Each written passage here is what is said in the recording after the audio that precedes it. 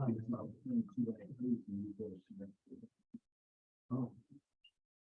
right, welcome everybody. Good evening and welcome to the May 9th, 2023 Zoning Board of Appeals. This is our regular monthly meeting for the Village of Ossining. This is a public hearing that is quasi judicial. As such, I want to remind those in the building of the in-person rules as well as the people on Zoom, the separate rules that they will have. Hello, Marlene, welcome. Hello and welcome. We ask that no one speaks in the audience, but if you do have something you need to say or discuss, or you need to take a phone call, we ask that you please exit the room and go down to the end of the hall. If you are standing right outside the doors, it will all be heard in the room, so we appreciate that. When you come up before the board, you must provide your name and address for the record. Remember, you are addressing the board, you are not speaking to an applicant or the representative. So if you come up to speak on a matter, just make sure you're addressing us. Anything that needs to go between you and the audience or people in the room, we will help you with that. We are using a hybrid format and the public will continue to have the opportunity to see and hear the meeting live through Zoom and provide comments during the appropriate time. In order to participate, please do the following. For those on Zoom, if you're attending online, you can use the Zoom app raise hand feature, which is going to be in the bottom right of your screen. If you're on a phone, you can swipe left and right to find that feature. Those attending via telephone can press *9. *9 will do the raise hand feature on the phone. The meeting host will see that your hand is raised or that you have pressed *9 and will unmute those waiting one at a time so that you can speak. Comments can also be emailed during the public hearing to the Village Planning Department at plan@villageofossining.org. Again, that's plan@villageofossining.org. If you email during the meeting, we will receive that and be able to Okay, great. So, ground rules. In order to keep this meeting orderly and ensure we get a clear recording for both online and in person, please follow these rules. When you are given access to speak, again, please state your name and address. If you are speaking during the public hearing, please limit your comments to the matter, which is the subject of the hearing. So stay on topic is what that means. If any speaker is inappropriate, they will be immediately cut off and their access will be moved online, or you'll be asked to leave in the room. So, for the benefit of the record, we're going to do a roll call vote. You get a roll call vote? Or just roll call? Acting Chair Aberizic, Here? Chair Marlene Cheatham, Present. Michael Spall, Present. Olga Montez, Present. Robert Durian. Right. So just for the record, Marlene Cheatham is joining us remote. She had an emergency and had to be out of town. Marlene, I don't know if you don't want to turn your camera on, that's fine, but we can't let you be officially. Oh, here she comes. Hello. So she is letting Kyle be the acting chair tonight, so she's not sharing remotely, but she can participate as a member of the board and can vote. So In addition to the members of the board, thank you.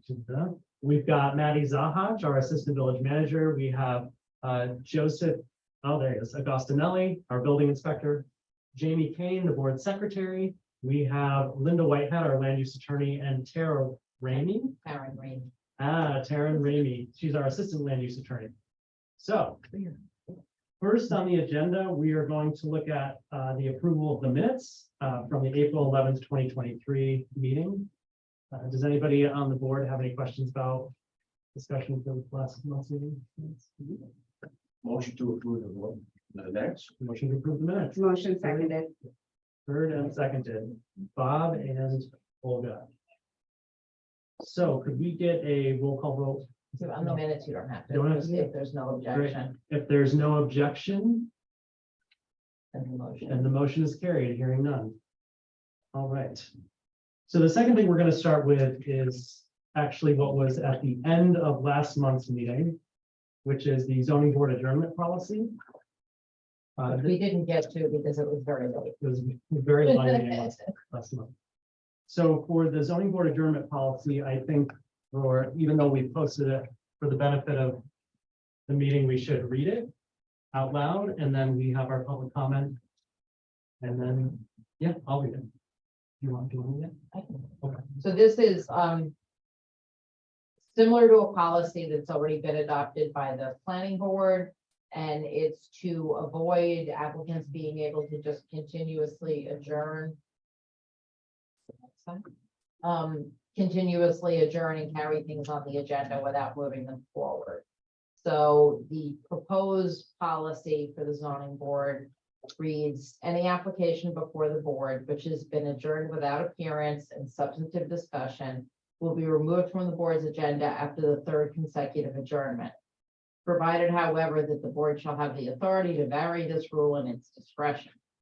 Applicants who have been removed from the agenda may be restored to the agenda upon one, submitting materials addressing all open issues and questions raised by the board and or staff or consultants. And two, renoticing the application in the same manner as if it were a new application. If an applicant does not submit the required materials and renotice the application within 1 year, the board shall have the option of deeming the application abandoned. At the discretion of the board and upon notice to the applicant, any application that has been adjourned and removed from the board's agenda for 3 consecutive months may be deemed abandoned, or the board may find the application based on the materials already submitted. Any application that is deemed abandoned may be withdrawn.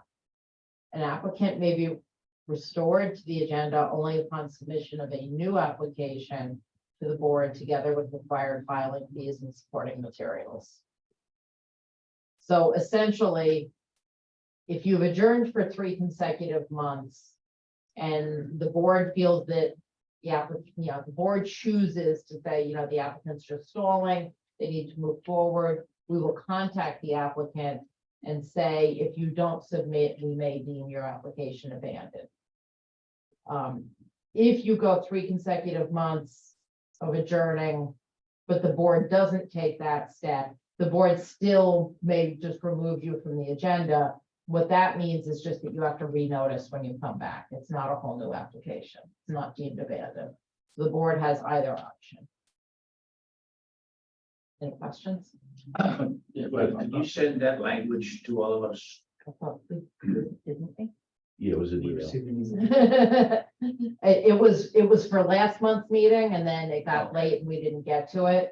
So, but we will send it to you Thank you very again. much. So, and actually, I think I added one word. to send it out. Linda, my only question was, you mentioned noticing it.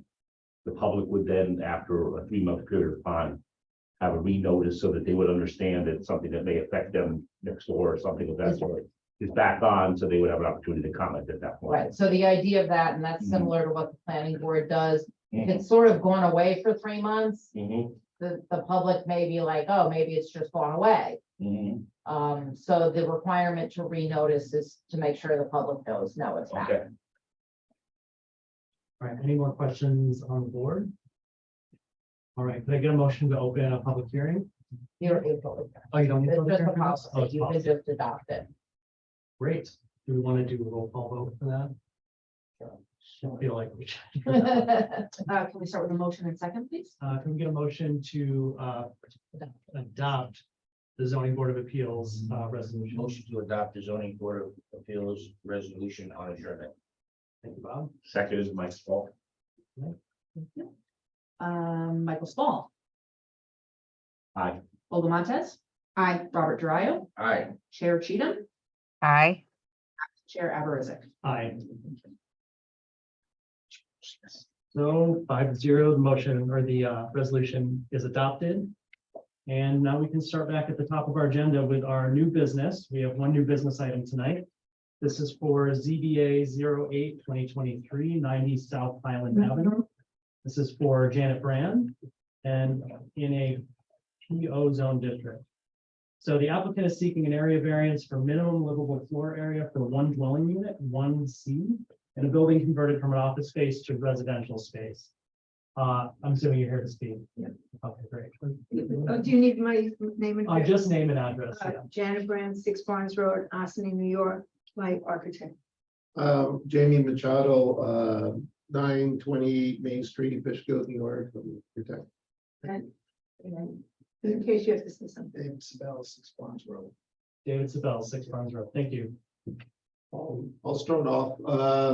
So as you mentioned, it's 90 South Bless you. Sorry. In Austin, New York, and the building has been converted to have 7 units throughout the building, and it's been a long process. And one of the units, we originally had a variance. It's a small unit, it's pretty much a studio. Apparently, over time and having the building go through a process, the variance expired. And so we didn't realize that while we were resubmitting the building for current application and a building permit. And during that time, there were some issues with structure and so forth. We like to resubmit it to have the variance, renew the variance. And one thing that you guys need to notice is that the building or the unit itself actually got bigger because that's perfect. If you zoom up to the right side of that page, right there in the bottom. Yeah, the bottom left hand of that plan, that's the unit that we're referring to. So the border surrounding the whole perimeter of that is in red. And basically, it's one big open space, and there's a bathroom in that upper left-hand corner where the jog is. And so immediately to the right of that bathroom was a huge triangular fireplace that was removed. So the unit is actually larger than it was before when we had the variance and expired. If you look down at the bottom, you can see the square footage that this unit is now going. I can't read that. I have to. It says 551, and then habitable is 460. So that's significantly a little bit larger than, actually, it's a little bit larger than it was before. So the variance is now with this new plan. I don't know if anyone wants to add anything else to it, but. I have a question. Yes. This is a variance you've already been given. And it needs to be re-given. Well, actually, it was the previous owner. But the Yeah. Potential owner, Yes, and the variances that they applied for were more. Yeah. And different than what they're applying for now. Actually, the variances granted were from some apartments were livable, some were for habitable, and there was actually more. The current owners actually were able to kind of reconfigure. And are requesting actually less variances than what were before. They're only asking for one. got In it. the past, I believe there were a number of them, maybe 6 or 7. Right. So it's a new variance because it's different, Yes. but it's less than had been previously. Great. Do we need to do the,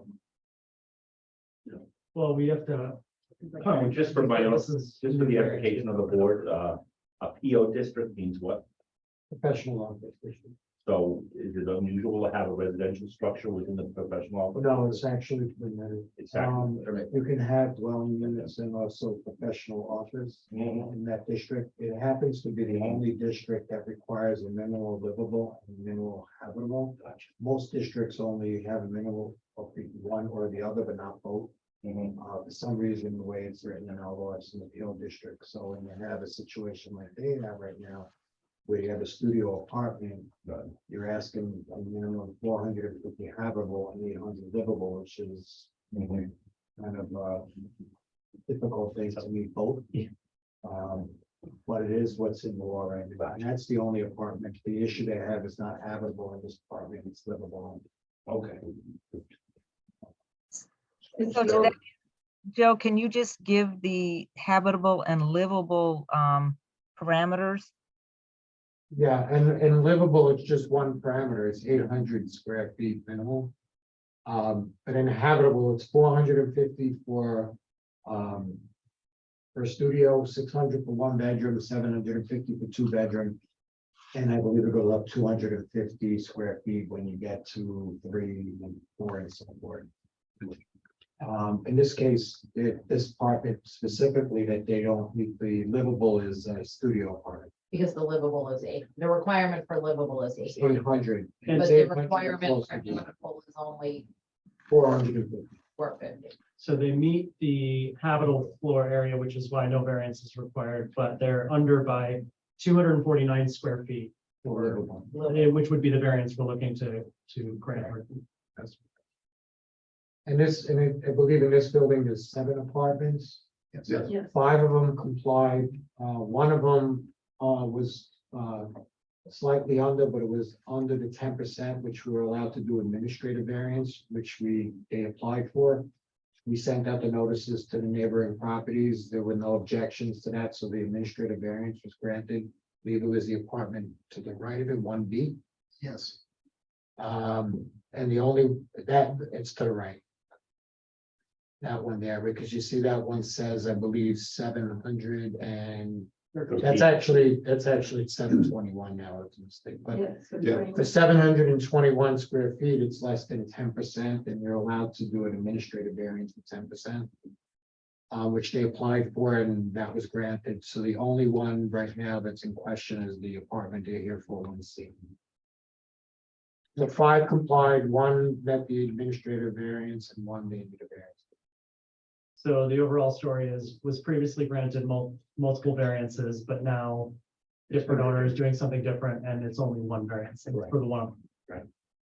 And the unit on the right that you were just talking about, there were some adjustments because there were a couple of angle walls. And those were eliminated and just kind of cleaned up the area a little bit better. Thank you. Any other questions from the board? Just one out of curiosity, I don't think my question has a great deal of effect on it. Is it going 100% residential or is it a mix? Oh, yeah, no, 100% 100%. So there's nothing else from the board. If we could get a motion to open the public hearing. So moved, Bob. Seconded, Olga. Thank you both. The public hearing is now open. Yeah, if there's no objection. Oh, that's right, because we didn't vote. If there's no objection, hearing none, the public meeting is open. Marlene, stop laughing. Yes, thank you, Marlene. The public hearing is now open. Is there anybody here to speak on the application for 90 South Island? I don't see anyone online other than the architect. All right, hearing none, can I get a motion to close the public hearing? So check the emails and the, No emails. no, yeah, so the motion to close the public hearing, Bob. Thank you, Tom. Seconded, Mike. Thanks, Mike. If there are no objections, the public meeting is now closed. Public hearing is now closed. Hearing none. Moving on. Do we want to go through the 5 factors on this? Absolutely. So in making a determination, the board must consider the benefit to the applicant against the detriment to the health, safety, and welfare of the community. And there are 5 factors the board must consider. The first factor is whether an undesirable change will be produced in the character of the neighborhood or detriment to nearby properties will created by granting the area variance. No. I think this is, as has been said, this is actually less of a variance than they already had. So, you know, Less and different. It wouldn't be any different than some similar properties we've seen in different districts where the minimal, habitable, and livable were in conflict with each other. So. Right. Plus it goes along with the character of the neighborhood, which has several, either large houses or apartment buildings within a quarter mile of that location. yes. All right. All right, moving on. The second factor is whether the benefit sought by the applicant can be achieved by a feasible alternative to the requested variance. Not when you have our code providing a conflict of minimal, habitable, and livable. I agree. Me too. The third factor is whether the requested variance is substantial. Substantial in number maybe, but not in, I forget the wording. I forget. I the word. forget the wording. Magnitude, Yes, not that's- in consideration of the Yes, circumstances. I agree with Kyle. Okay, the fourth factor is whether the variance would have an adverse impact on the physical or environmental conditions in the neighborhood. I'm gonna say no. We'll agree with Olga. I'm gonna say this. It's a minimal change inside, not on the outside of the building. You're not having to restructure the whole building itself for this variance. And also, according to their application, they're not in a FEMA 100-mile flood, 100-year flood zone, and all the other characters were all, Okay, and The last factor is whether the alleged difficulty is self-created. Conflict in our code is not self-created. Agreed. And they did make attempts to make it slightly larger than it was previous prior to requesting a variance, so. They also made the variance less than previously requested. Yes. Well, the purposes of the variance is to slowly get us closer to compliance. Mhm. All right, Right, so those are the 5 factors. all So, right, so based on what I heard, I'm taking it, we would try to go for a motion to approve this application, Motion to approve this application. Second. Variance. Seconded, Olga. seconded by Olga. So we are looking to vote in the affirmative for a 249 square foot variance for apartment 1C at 90 South Highland Ave. Could we get a roll call vote? Sure thing. Michael Spall, I, Olga Montez, Aye. Robert Drio, Aye. Chair Marlene Cheatham, Aye. and Acting Chair Aversa. Aye. That's 5-0, so your application's been approved. Congratulations. Good luck. Thank you so much. Congratulations. Thank you. Thank you for your time. Thank you. All right, moving on to continuing business of the board. This is ZBA 22-2022. This is 36 Yale Ave. Loman Morocho, the owner, T-zone district. This is for a use variance for a 4-family home and a two-family zoning district and a parking variance for the required off-street parking, and they were here previously. I have to recuse myself for this case. Yes. Just noting that board member Montez is recusing herself.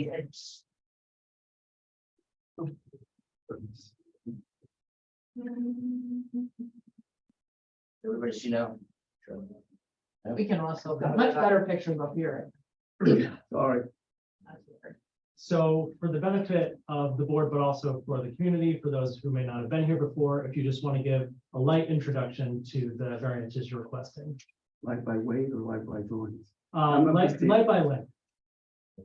Anyway, my name is Joel Greenberg. I'm the architect for Mr. Maracho. And as the acting chairman said, this is 36 Yale Avenue. I think just to, again, repeat the history, we've been here a couple of times before. And I just want to mention a couple of things that I think are important for this particular case. Mr. Maracho purchased this building back in 2021. And at that particular time, the building was approved or was in use for 4 families. However, because of the change in the zoning to 2-family, the pre-existing non-conforming use expired because it had not been occupied for a period of 6 months. So basically, it was a 4-family house. But the interesting thing is, and if you look.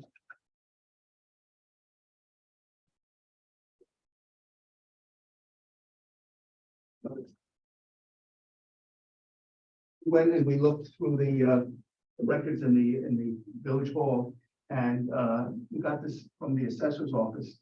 And believe it or not, at one particular time, and I don't know the exact time, but living units in this particular building was up to 6 at one particular time. When Mr. Maracho purchased it in 2021, it was down to 4, and then of course it expired. And Mr. Maracho met with the building inspector, and he explained to them that because it had expired because of non-use, the only way to reinstate it again would be to come before the zoning board for the use variance. Just as an aside, again, let me show you this again.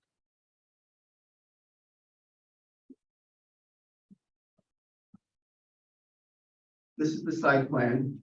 I can show that up here if that's, Okay. have it all ready. Oh, good. I know. Is this the house? Sure, this is the one, right? No. That's the house. Oh, you just want a photo? Okay. I thought you were looking at the site. Oh, okay. I have a site plan should have some coloring in it, so we can determine which is the building, which is the building and which is the garage. well, that's loading. Let me just explain. Okay, when was it 6 units? What year? Well, that's, It was never legally 6 units. Mhm. I think we Okay, so- established that already. So I think we need to just go over a few of the points that you had here. Because I was at the last meeting and we pulled all the tax records and we had them with us. And on the record, I asked Mr. Morocho two things. One, did he meet with our building inspector prior to purchasing the property? He answered in the affirmative. Is that correct? Yeah, we met with. and that's why we. I know. And what, And at that time, the village. the reason I'm bringing this up is because in the application under harm not self-created, which is one of the 4 factors for use variance. I'm sure you're aware that with a use variance, we have to meet all the factors or we're legally not allowed to vote in the affirmative for a variance, for a use variance. With the harm not self-created, one of the major arguments was that you were, and it's written in the application, that you were unaware of the state of the home and its need for variances and what the condition was in terms of its state with the village. But the house was unoccupied since 2016, not 2021 when we bought it. And had been unoccupied for more than 6 or 5 years. at that point. I just did more than 6 months, which is what the code says. You said 2021, but it's 2016. We went over this at the last meeting. I think, no, I did not say that. I said we purchased it in 2021. Okay, I didn't say, I didn't say that it had not been occupied since 2016, because I don't know that, for one. And number two, obviously, 2016 to 2021 is more than 6 months. yeah, it's more than 6 months. He also knew that when he purchased the property. Okay. So my main, Can you just say? Yeah. William Roach, by the way. yeah. So if the property was vacant since 2016, how come there is actually letters going to there and somebody had to come in order to send them violation notice about electrical work that needed to be done and such other couple of things that I don't think you have copies of that. And that's like, I think like 3 or 4 months even before I purchased the property. No, that was actually issued in 2016. That was dated so to 2021, but I'm not sure that the month I even want, but there was. Somebody had to be there and also meet people that on the street that. There was nobody there, the building has been closed down. Mail can be delivered to a building that's unoccupied. If I leave my home, and continue to get mail for a long time. Well, the date show like 3 or 4 months before I purchased the property. Like violations, these violations needs to be addressed, but there is some from 2016, yes, but there's actually newer as well. But nobody was actually living in the building in 2016. I got told by neighbors right there that were. They were people living there, they there, were illegal. But I asked them to come, well, regarding illegal people were living there. I asked them to come and also testify that, but they didn't want it. Because they were living there illegally. So Right. legal or legal is, Well, lots of let me people- finish. It is relevant to this board and the actions of this board. The use had been abandoned. It was no longer a legal 4-family at that time. It had been vacated in 16, Josh, 2016. But he's saying the squatters don't count. No, we understand that. They don't count to make a legal Yes, 4-family Yeah, occupant. they don't count. So I think we just have to make sure we all have the correct starting point, which is that after 2016, 2017, it was no longer a legal non-conforming 4-family. That non-conforming use had been abandoned. But that was longer than actually, that was like 3 or 4 months only because those letters that I saw it. But anyway, beside that, I got told, like I said, when I asked to Mr. Joe, the inspector, that if we prove that the hardship, we can go back to the 4-family.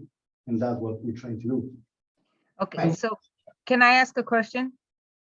Sure. So, okay, I know that there's some back and forth as to whether the 4-family is legal or not legal, the time and all of that. What I don't see in any of the paperwork, and maybe I missed it, or maybe you submitted it and we didn't get it, but there is no parking survey. There is nothing regarding the parking. And whether it's a 4-family or 6-family, you only have 2 parking spaces. So we need to have the information that gives us, that allows us to go forward to do the parking. If we don't have the parking approved, you don't have the apartments approved. It has to work in that direction. Yes. Can you please explain? I don't quite understand. So that. We've applied for the variance. You applied for the variance, but you didn't give us any information to support. The parking variance is an area variance. You have to show that you meet the 5 factors for an area variance, and you haven't given the board anything. So they could not, right now, they have nothing in front of them to consider to look at the factors for granting the parking variance. So honestly, without having anything submitted based on their knowledge of the area, they would have to just make a decision on the 5 factors and whether a variance for, if it's 4 units, a variance for 6 spaces is warranted under the law. Okay, well, we submitted the application and resubmitted it. But the application have- it doesn't doesn't include present anything any about- arguments. Need a Can I further finish? survey. Can I finish? At that particular time, we were told there were things that were missing and we took care of it. This is the first time I hear that we had to do a total parking analysis. If that was the case, we would have done it. What we told you, and I know you've been told it before, I think it was in an email you sent, was that you need to provide some information for it to support the parking variance. Oh, Whether it's an analysis or whatever needs to be submitted, there is no, so for instance, just on the parking variance, the board has to be able to determine that the granting of the parking variance will not have an impact on the neighborhood. Agreed, agreed. And they have absolutely nothing that's been submitted to support that they could make that determination. Understood and I agree with you completely. So that's all we're saying, and you can't, even if they were to grant the use variance for a 4-family, they can't without also granting the area variance for the parking, Correct. Okay. okay? Well, That's, point well taken and it will be addressed. we need a motion to adjourn this to next. no, let them finish making, you Yeah, know, I would be interested in the factor related to hardship and see if we can put that Yeah. plan before. Because obviously the gentleman bought this property and will be back to talk to us again at a later date. So maybe should try to put the bed at least one of the factors here. With what, So regarding the factor for hardship, which has we have, I mean, my screen is gonna be sideways, but the financial amounts that were estimated here, what I'm looking for, and I think we had asked for before, was where are these numbers coming from? Because there's no supporting documentation to show what these numbers are. So I did see the one letter for a mortgage. If you took a mortgage out for $536,000 from Glenn Wu at Tompkins Financial in February, they estimated a mortgage would be this much a month based on the current interest at the time. Great, that's one of the numbers. What I don't see, and what I think Mr. Morocho was indicating, is that he was going to do the work himself or part of it. We need a third party to verify that that's what that's going to cost, because not that you're doing this, but you can just make up any number. There's no supporting documentation to show what the cost. is. Well, that doesn't even come from me. That's some estimated company that do that. well, it doesn't say who it's from. Yes. That's correct. our You point. should send it. Okay, so I can send you the email. That we can do. Okay. That's Also, our- also, there's a complete breakdown of materials and stuff that we need to do this with. Right, we saw that. I think that the point that the acting chair was making was that it didn't say where it came from. Yeah. Sure, so. So it goes to the value of the evidence that's been submitted. Absolutely. So I would like tonight to try to get Yeah. everything Yeah. else that you feel should be submitted and. we that mortgage have to letter, do it. great. That's one of the Right, 12 items that are here. We don't have a verifiable proof for any of the other ones. okay, I have it. All right, and then the question about the parking analysis. and as the owner, are the current tenants there, right? right No, now? no, it's right. Empty. And Without the variance, though, would the current rents cover the mortgage and the taxes on the well, property? again, if you look at the analysis we sent you, we have the analysis of the income and expenses for 4 units and the income and expenses for 2 units. And obviously the 4 units, if you look at the numbers, comes out to a profit. The 2 units comes out negative. Okay, Okay, so we have that information. and that's in there. It's in the application, but- without proof of where the numbers come from. Okay. Which is the question. Well, Can I ask this question as well? You gave us proof with the 2 and the 4, but you didn't change. I had to question the charges on the monthly rental rate. Let me tell you the source, and if you want, we can put it in writing. The sources are, I'm involved with the Putnam County Housing Corporation, and we do rental apartments, and these numbers are based on the average rentals that we're getting. So, and I can give you that source too, so there's no problem with that. But these numbers are reasonable, they're not excessive, and I think these numbers as far as the apartments are concerned are reasonable for that particular neighborhood in that particular area. Yeah, that's the sheet that gives you both the 2 and the 4. And just to, again, we have a building, and let me go back to the pictures. No, we'll go to these pictures. This is our building, and these are the surrounding buildings. It's 4 stories, and if you look at the other buildings, they're also, most of them are also 4 stories. And just, again, just think logically, you have a building that, you know, again, the assessor said 6, but let's go back to the 4 that was prior to 2016. It makes sense for the building to have 4 units. If you had to cut this down to 2 units, your income would be cut in half. There'd be major structural work to have connections between each apartment, from the first floor of the apartment to the second floor, and the third to the fourth. So you're talking about a lot of changes that would have to be made structurally. And basically, if you look down this neighborhood, you'll see that I assume that there are some 2 families, but a lot of these buildings are quite old, and I believe that there are certainly more than 2 families in these houses.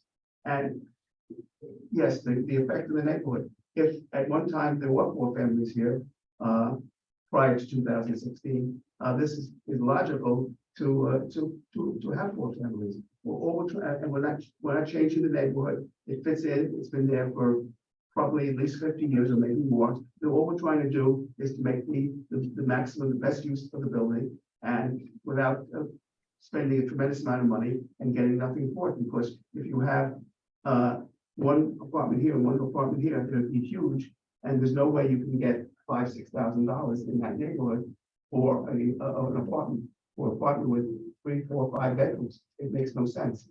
And again, it's in the character of the neighborhood. Here are the buildings all around us, and we will provide the additional information. The source will do a parking analysis. The source for all the information that we give you, we will have that information for you. And all we're trying to do is to make, a reasonable use of this building. And, if this building was over here and was 2 stories, obviously the 2-family zone would make a lot of sense. But the way it is, and the square footage of the entire building, which is over 6,000 square feet, is a lot of square footage.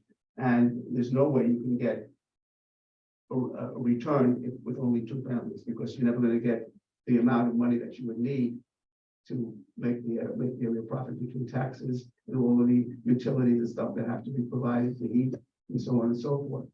And as far as the parking is concerned, we will do a written analysis, but as I said, there is a 2-car garage. Well, actually, that's not quite true. If you're parking at 10, technically you can put 4 cars in there.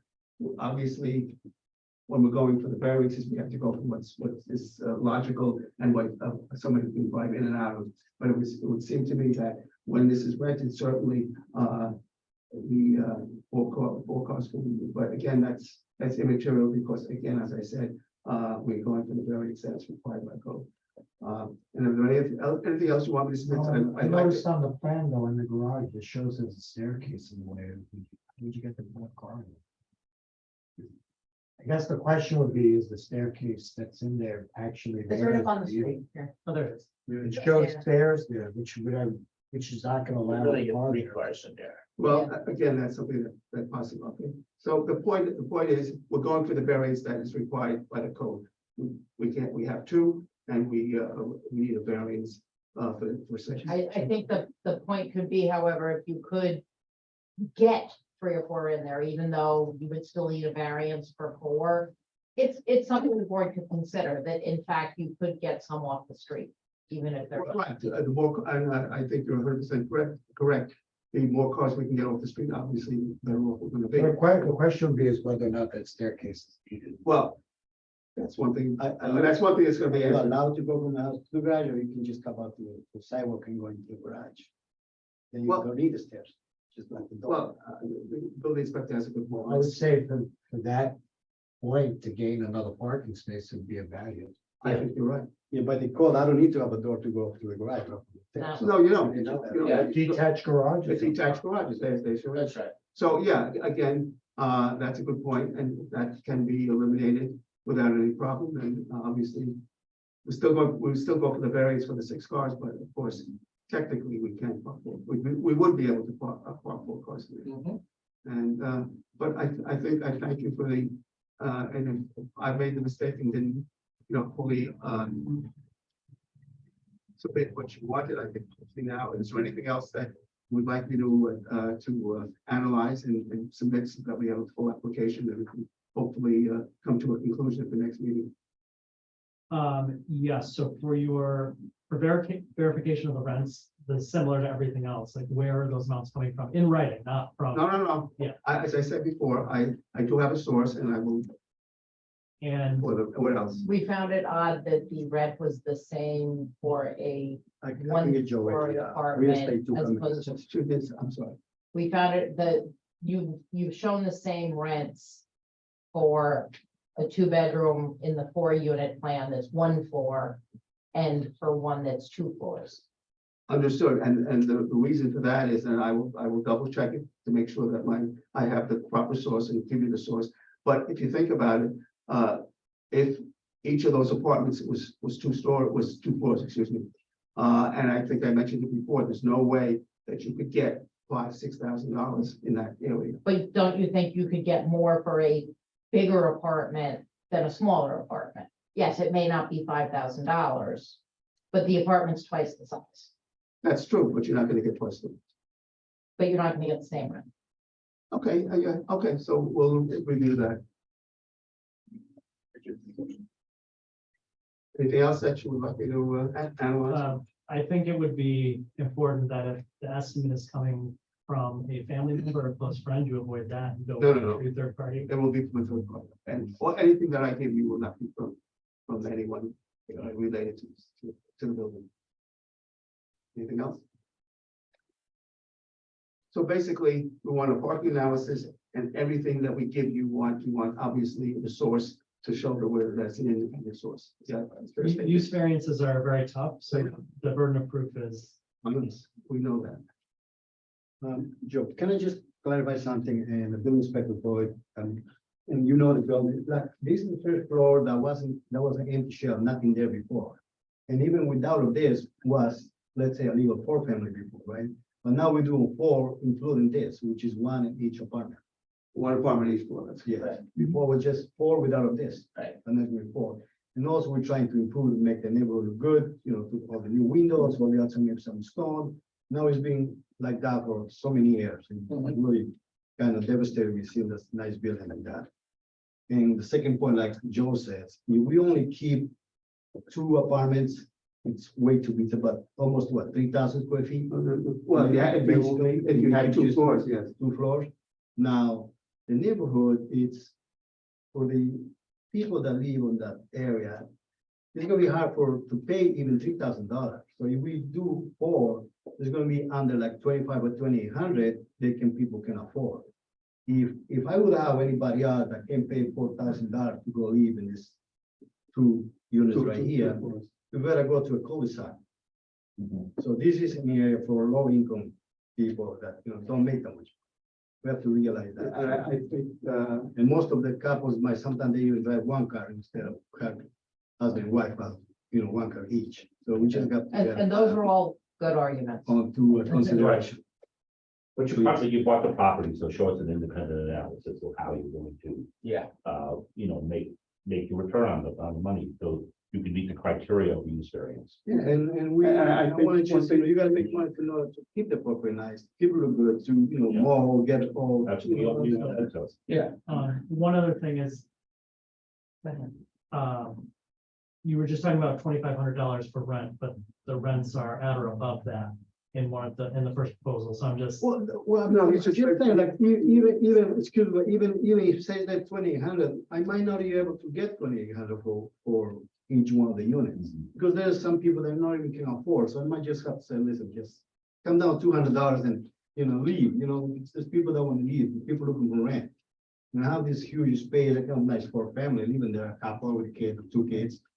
I think I- just to add what our attorney is saying, is I think a lot of what you're mentioning with regard to the use variance of valid information, I think will be said from the beginning.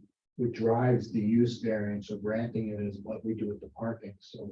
I think if you can give, because that area has a really it's not really a lot of street parking yet. You can park on one side of the street. There's no village public parking lots near there, so the question is. Having the board just grant the variance doesn't really. It's on paper, so how do you act, what do you actually do with the vehicles and the cars there? So that's kind of what I believe you're probably gonna have to really do an analysis on and how that's going. Okay, so I think Obviously, and reducing the amount, like we said, with the staircase and all that Yes. help. that's, but I think what your point, everyone's point is well taken and will be considered, but I think what Mr. Maracho said, and I should have thought of that too, but he did. Look at the building. You've got, 3 stories that are fairly nice, all the windows are gonna be replaced. This is not very nice. And I think by putting the apartment over here and making more fenestration here and putting a nice entrance here will also enhance the building itself, the neighborhood with the new windows, which obviously will be more well insulated, will reduce the energy costs. And so there's a lot of stuff here that, as the building inspector said, and Linda said, we're making comments that make some sense. And all we're trying to do is provide, and I think also we're providing some additional, reasonable housing for people, for another 2 families, which I think certainly would be an asset to the community. And as Joe said, we'll try to do a good analysis for that parking and see if we can, as that you saw up on the picture there, if that staircase can be removed and we can get 4 cars in there, that's more benefit too.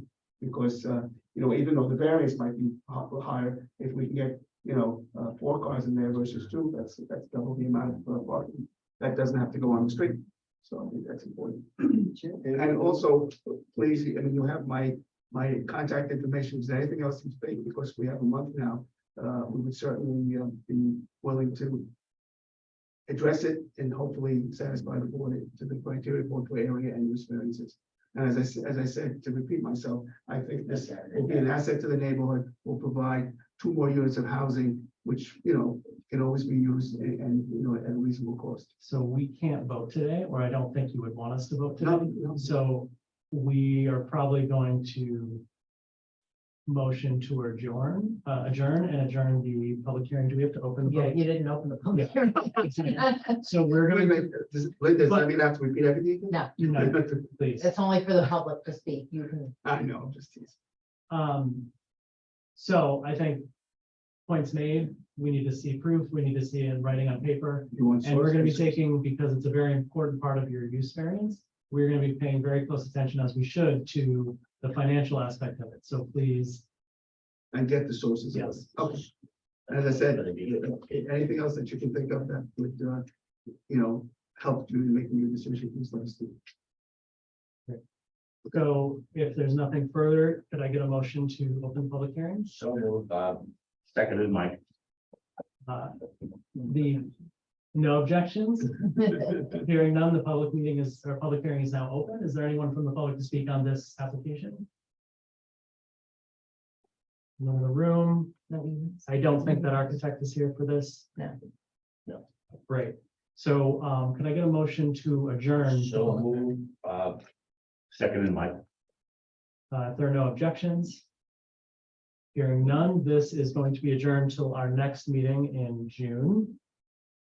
Great, pending the submission of verifiable proof for all the financial items listed. And could I get a motion to adjourn this application to next month's meeting? So move, seconded, Mike. If there are no objections. Hearing none, this application is adjourned until next month's meeting in June. Thank you very much. Thank you very much. See you back. And for all of you who are involved, happy Mother's Day. All right, so next up on the agenda is ZBA 26/2022. This is a return of 12 Camp Woods Road. This is for a variance for extending a non-conforming use beyond the permitted 10%. I think this is your fourth time. Yes. But we keep. You're welcome. I'll go back. So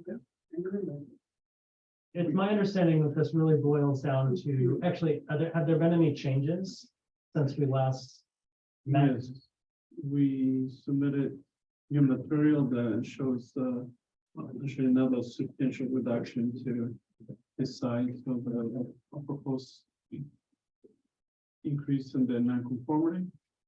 We are only asking for a 29% increase now, so we eliminated most of the area upstairs, we converted into storage. So what we have now is only a playroom. It's no longer the 800 square feet we were requesting before. So we listened to the board and we did go back to plan again. The garage does not need a variance, which is the area above the garage. I have it. Thank you, weren't here. He doesn't want me sitting next to it anymore.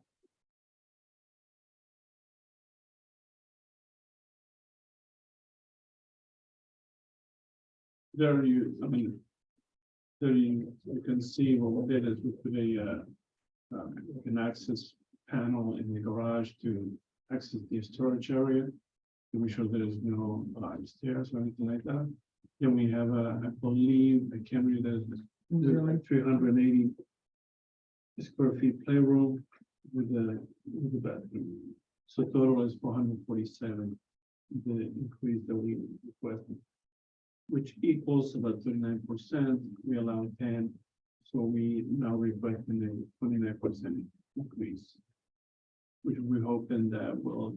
I mean, one of the concerns with it, there's been a substantial request. So how many square feet is it over what's permitted?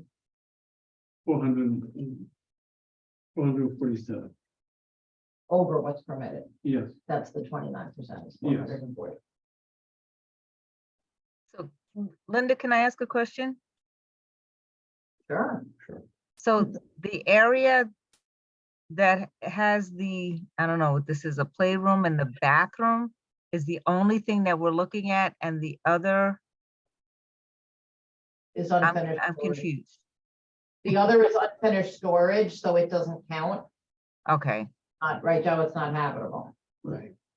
So it's just that proposed playroom in the bathroom. And assuming that storage is not actually part of, like, it's not storage for the apartment, right? It's a storage. No, we actually put, that's why, in order to avoid any issues like that, we did put a drop down doors From the garage. From the garage. Okay.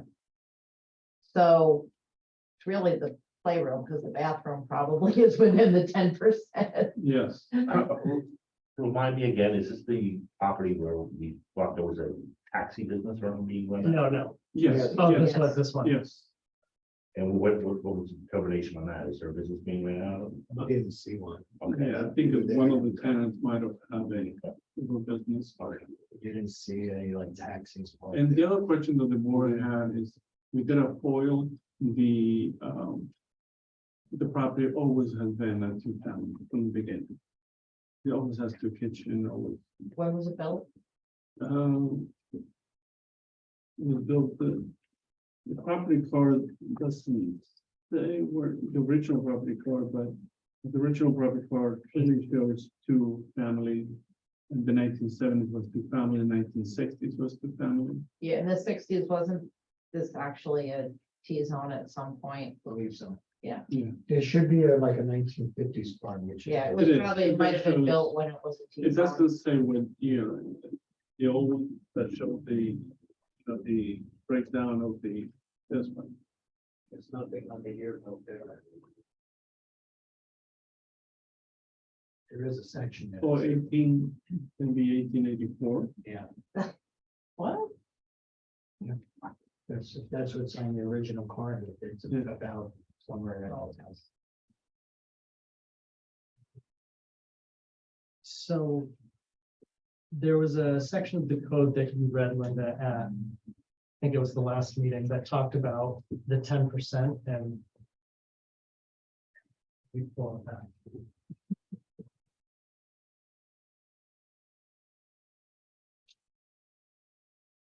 You're asking for 21% over the 10%? 29%. Actually, over the 10%. Yeah. Okay, that's like 39%. It's a 39% Yes, increase. 39%. Which will now be for Yeah. 10%. We So- started with the whole, the whole upstairs being finished and gradually we've improved it back to. And it's gonna have a bathroom. Yes. So what you have to do is put a kitchen in, and it's another apartment. We can't No. deny something based on thinking somebody might do something illegal. Just saying, That's an enforcement. putting it out in the world. So one of the questions that we had last time, that I don't think we heard a satisfactory answer for is to grant an extension of an expansion of a non-conforming use. Why is there a need for that? Because it looks like the new apartment square footage will be 1,593 according to the plan, and that's Right. pretty significant. Well, this is gonna be used as a playroom. I mean, there's nothing that says that we cannot have a playroom for apartment. We're trying to, Does the owner live in that apartment? yeah, that's what they did. This was the one that last time wanted a 60% increase. I Yes. think it started at 80. More than, that. No, I know, I know. coming down. He was very proud of bringing it to us at 60 and if you come at this, and I'll repeat what I said Yes. last, if you're coming at me with, a very big necessity, there's a hardship, there's, your family got bigger, there's a need to accommodate for a handicap, I don't know, whatever. And But within this. that was the question that was Yep. brought up, is about the need. I do appreciate that it's down to 29% as opposed to the 60 you were asking for.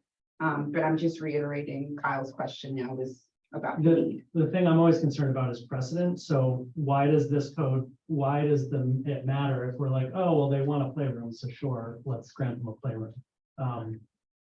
Because you have, by right, they can do an attached garage. Their garage caught on fire. They're Right. looking to build a larger garage. They can Right. do that by right with storage up top. Good. They can build a detached garage as of right with storage above, totally good. I find it hard to believe they want the code to be altered or have a variance for this, just because they want a playroom. A lot of people come asking for, oh, we Well, want to it's do this, we want It's to the do that. luxury, you're trying to, there is an apartment, and the owner's trying to, he goes back and forth. So the playroom is something, they have the bedrooms, they want to be able to use the playroom with the children. How many bedrooms are in that apartment? Three. So I have a question, just a general question about the rules. There a limit on how many times a property can have an exception approved? No. That's the same question I had last time. This question, No, why do you need this? Well, the same, this is wanted to, we have the 3-car garage, which is we're rebuilding from I the get that. detached garage. And there's the space above the garage that we're trying to utilize. And since there is a lack of deficiency of space in the apartment right now, I know it sounds, we're talking about a large apartment, but having 3 bedrooms, they would like to have the playroom above the garage. So So it's an amenity. How big is the apartment now? The apartment right now is, it's 1,100 square feet. livable, Yes. which means it's physically larger than that. No, it's not. I'm not talking about habitable one. Yeah.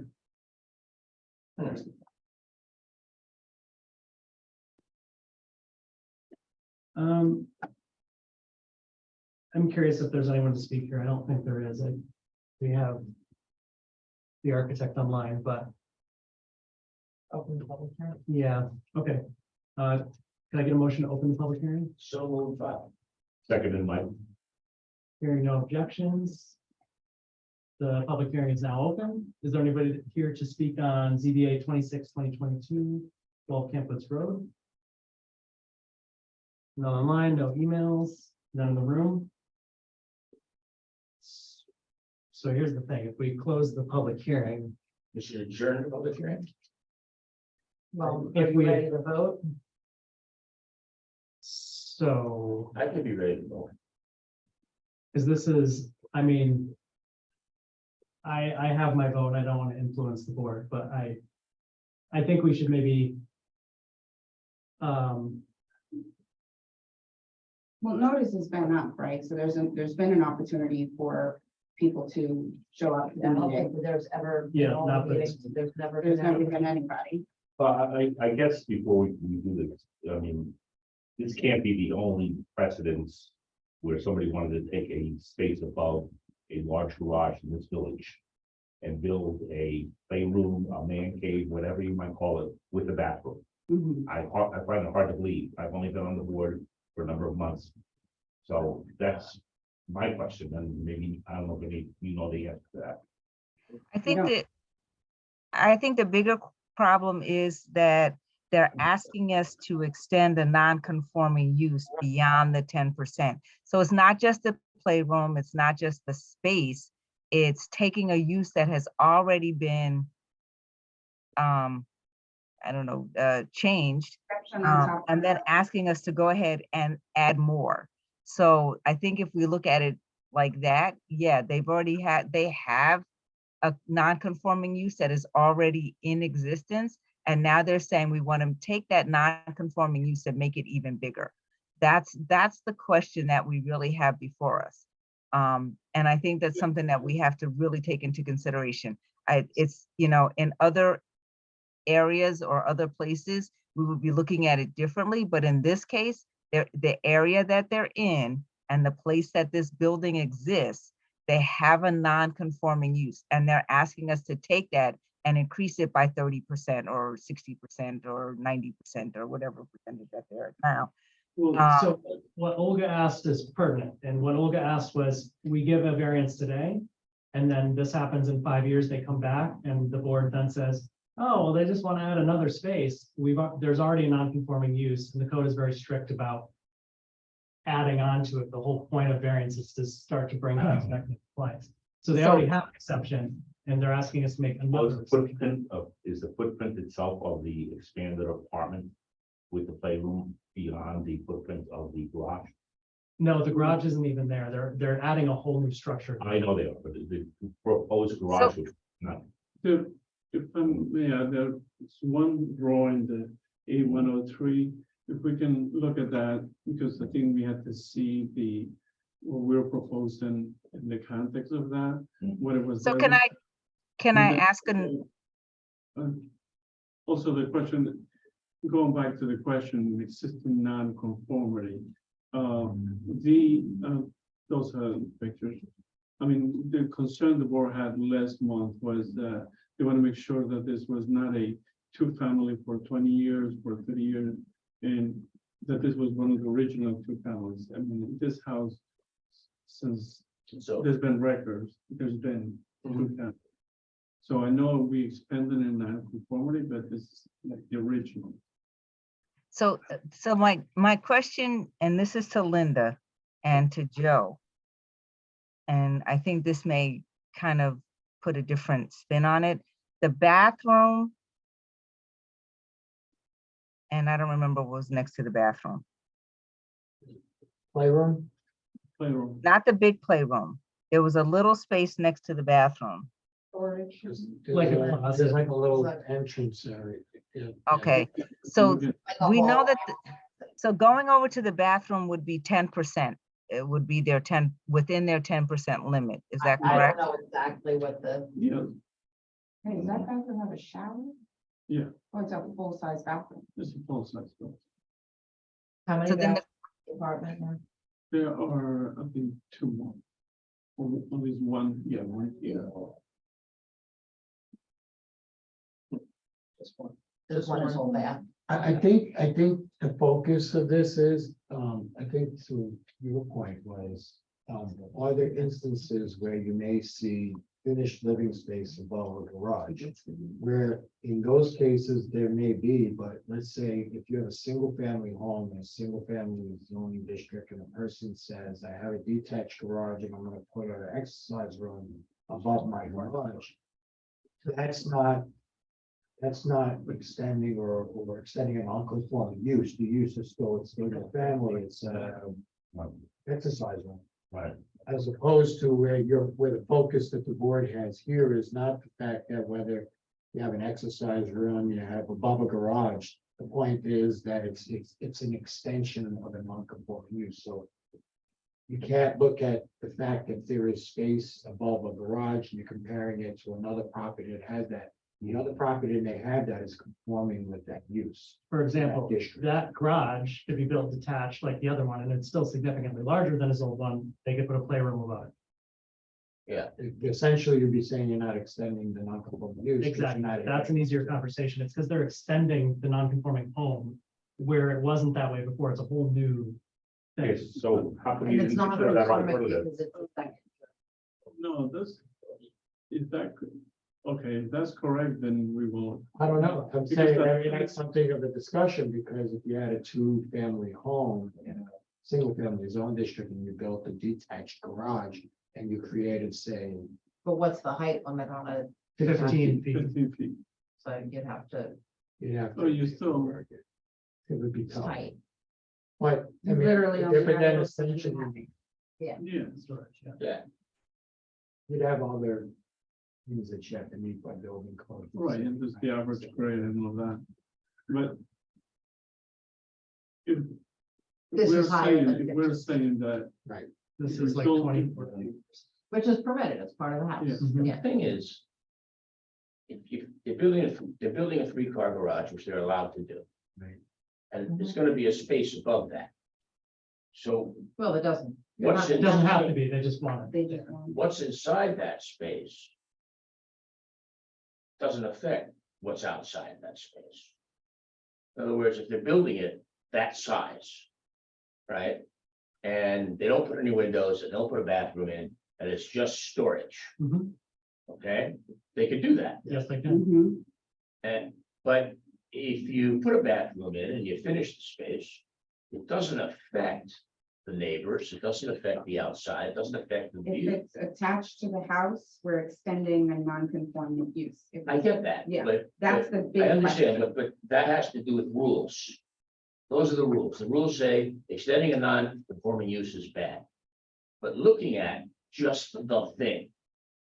There's a three-car garage that's okay to build. That's okay to have storage above it. But it's not okay to finish the inside of it and put a bathroom in it, because that extends a non-conforming use. That seems to me, and I know everybody's gonna hate this, it seems to me that it's the tail wagging the dog. It's like the rules exist so that we don't make Austin worse. The So we rules, don't- exist, because the intent of the code is to gain more conformance with the zoning district that it's in, and not allow you to continue to expand and continue a non-conforming use and make it bigger. Right, it's that the idea of zoning in general is that non-conforming uses eventually go away, so you want to limit investment. Hmm. In a non-conforming use, because the more that gets invested, the less likely it's gonna go away. And the thing is, this is one home, but everything in a neighborhood adds up. I'll give you one example. We were looking at the one where it's 2.5-story home. They wanted to make it, extend the whole back of it. And the reason everybody used in our 5 factors was, one of the major reasons was, oh, look, all the other homes are just like that, but they weren't at one time. So Right. changes you allow here to invest in a non-conforming use, I guarantee are gonna be used by somebody else. Absolutely. And so that is also part of it. It's about precedent. It's as well. partly about It's precedent. about precedent. But- I guess, but having said that, I mean, you're going back to, this is a home that it wasn't enlarged, it wasn't converted into a two-family. But it still is. No, but it is, I mean, I felt like the major concern that, or one of the major concerns that the board had, besides the size of the expansion, was, what is this a two-family home? Is this a legal two-family home? When did this That become? was just one question. It Yeah. wasn't, yeah. It was more, about the previously, accepted variance and now expanding on that But exception. there was. There was no variance. That's what I'm saying. Okay, There was never a variance to convert this into a two-family, so because it was an original, Was a legal non-conforming. It was originally built as a two-family, yes. yeah, like my house, yeah. so then we wouldn't be approving on a previous exception. No, you're approving an addition on a non-conforming use. The one-family district, so the second unit, if you will, is a non-conforming use. Gotcha. But that use was there before the zoning was there. Which is why they're Which allowed is to why have it the can house. And the law allows them to expand it by 10% Just to minimize the. impact. And how much of that playroom could you get by expanding it 10%? What would they get? What does 10% buy them in terms of space? Maybe the bath. Probably just. The bathroom. Just the bathroom. You're the bathroom and a storage space. Yeah. Yeah, that's not useful. Well, it might be useful to have an extra bathroom, but. I don't know. But, I guess, if you want to look at it another way is, so we've kind of given one side of the argument. The other is, if you're looking at how you look at it, is adding a playroom, how much is that intensifying in use? Hmm. Just another way to look at it. In addition, not separate from, but.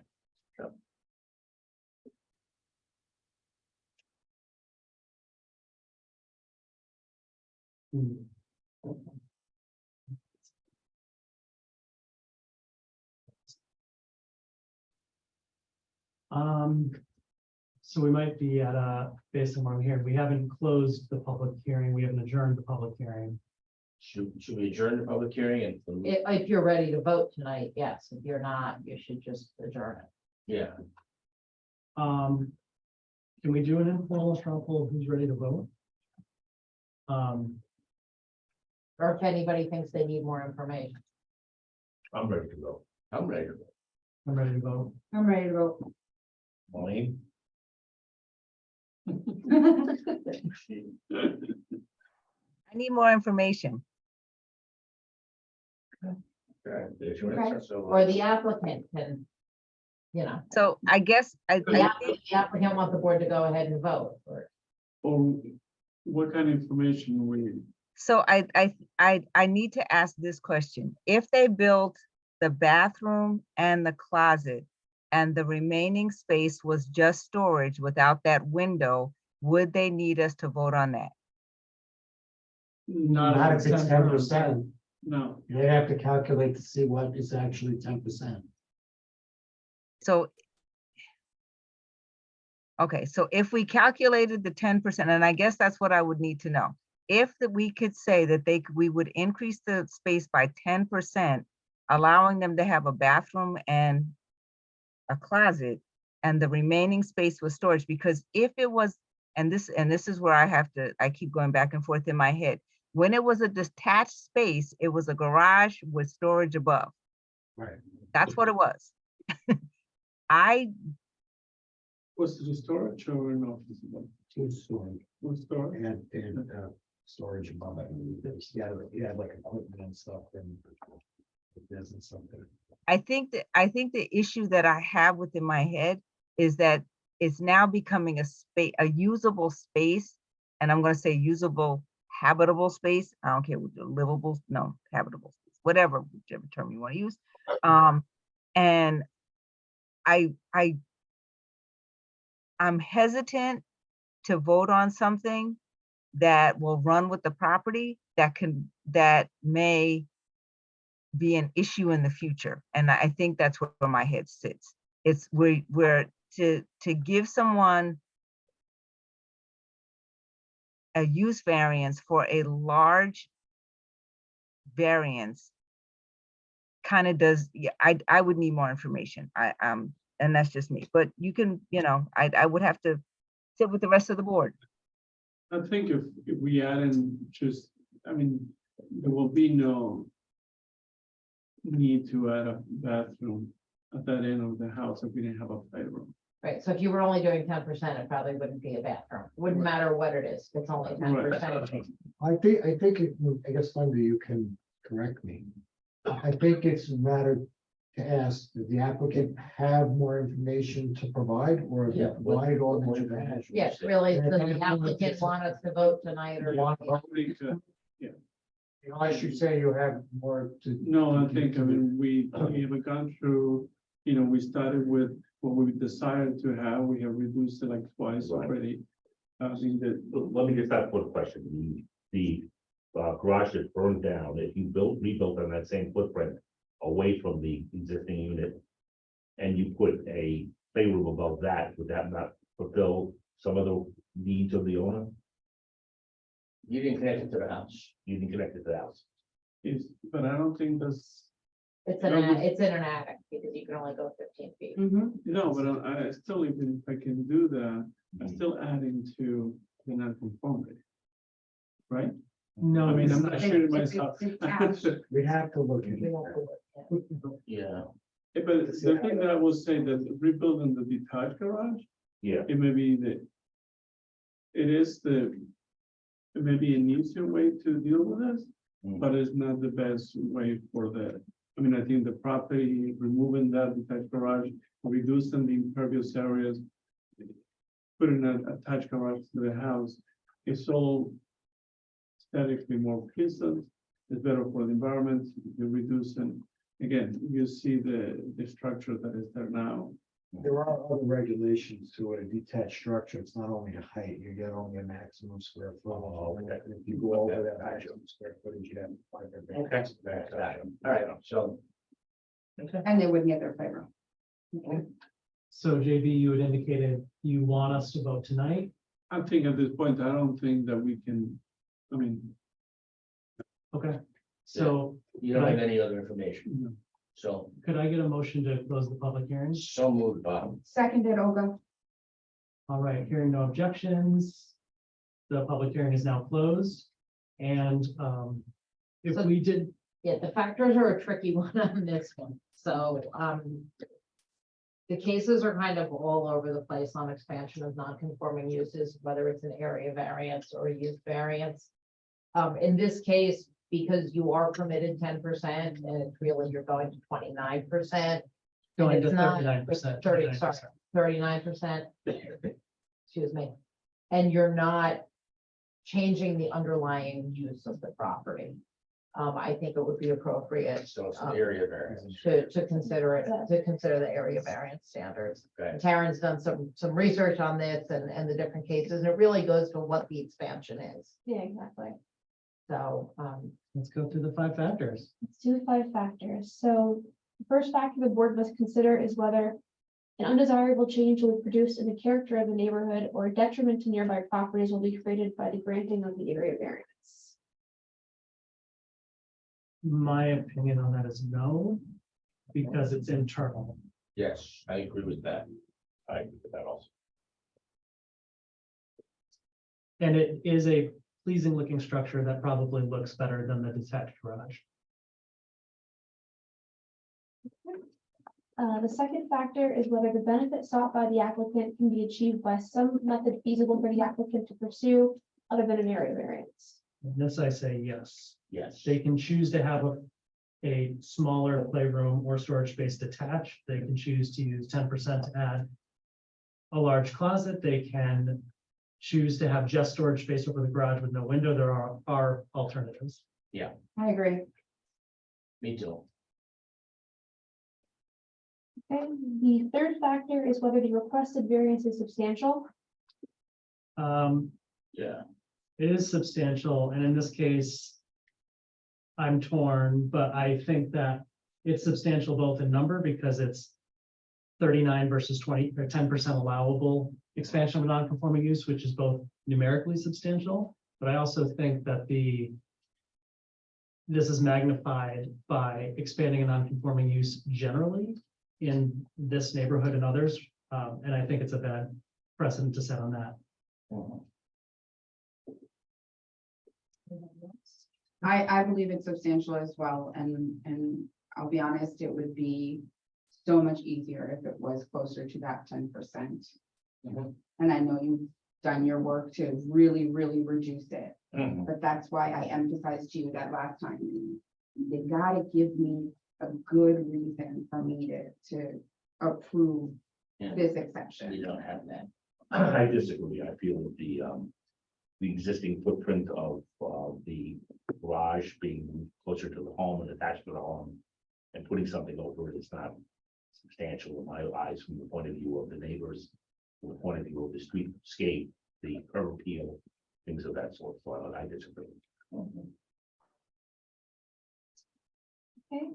Marlene, Yeah, I'm gonna agree with Kyle and Olga, but for a different reason. I would say that it is substantial based on the fact that they are asking for a number that's over the 10%, but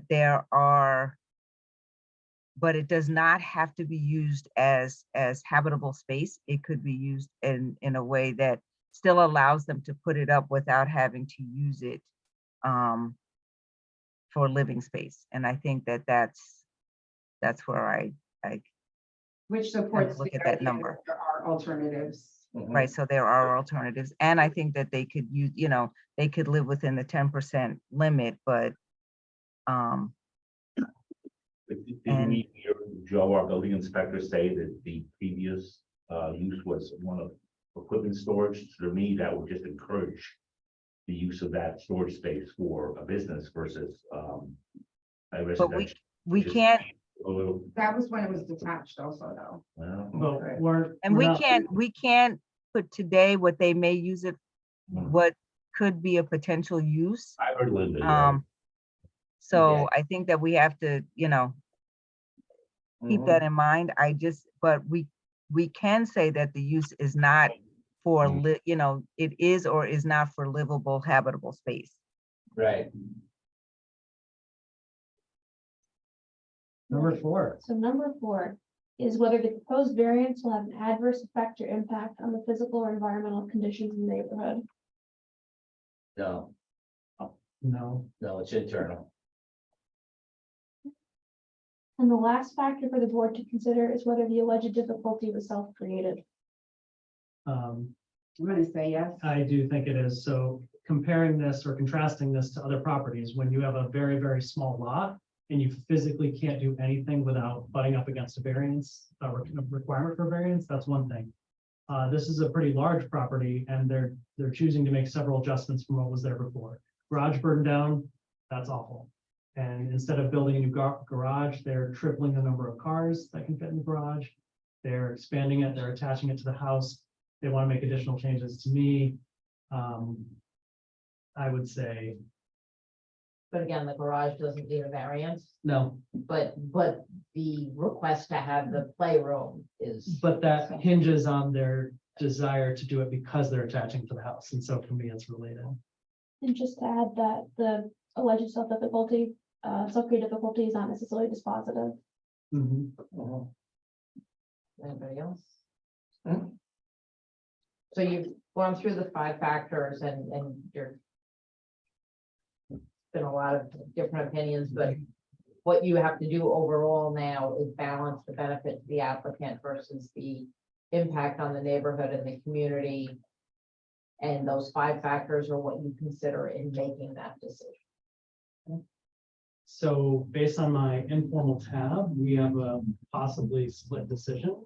So normally when we ask for a motion to approve or deny, I'm just so everyone's aware and knows when so I am going to ask for a motion one way or the other.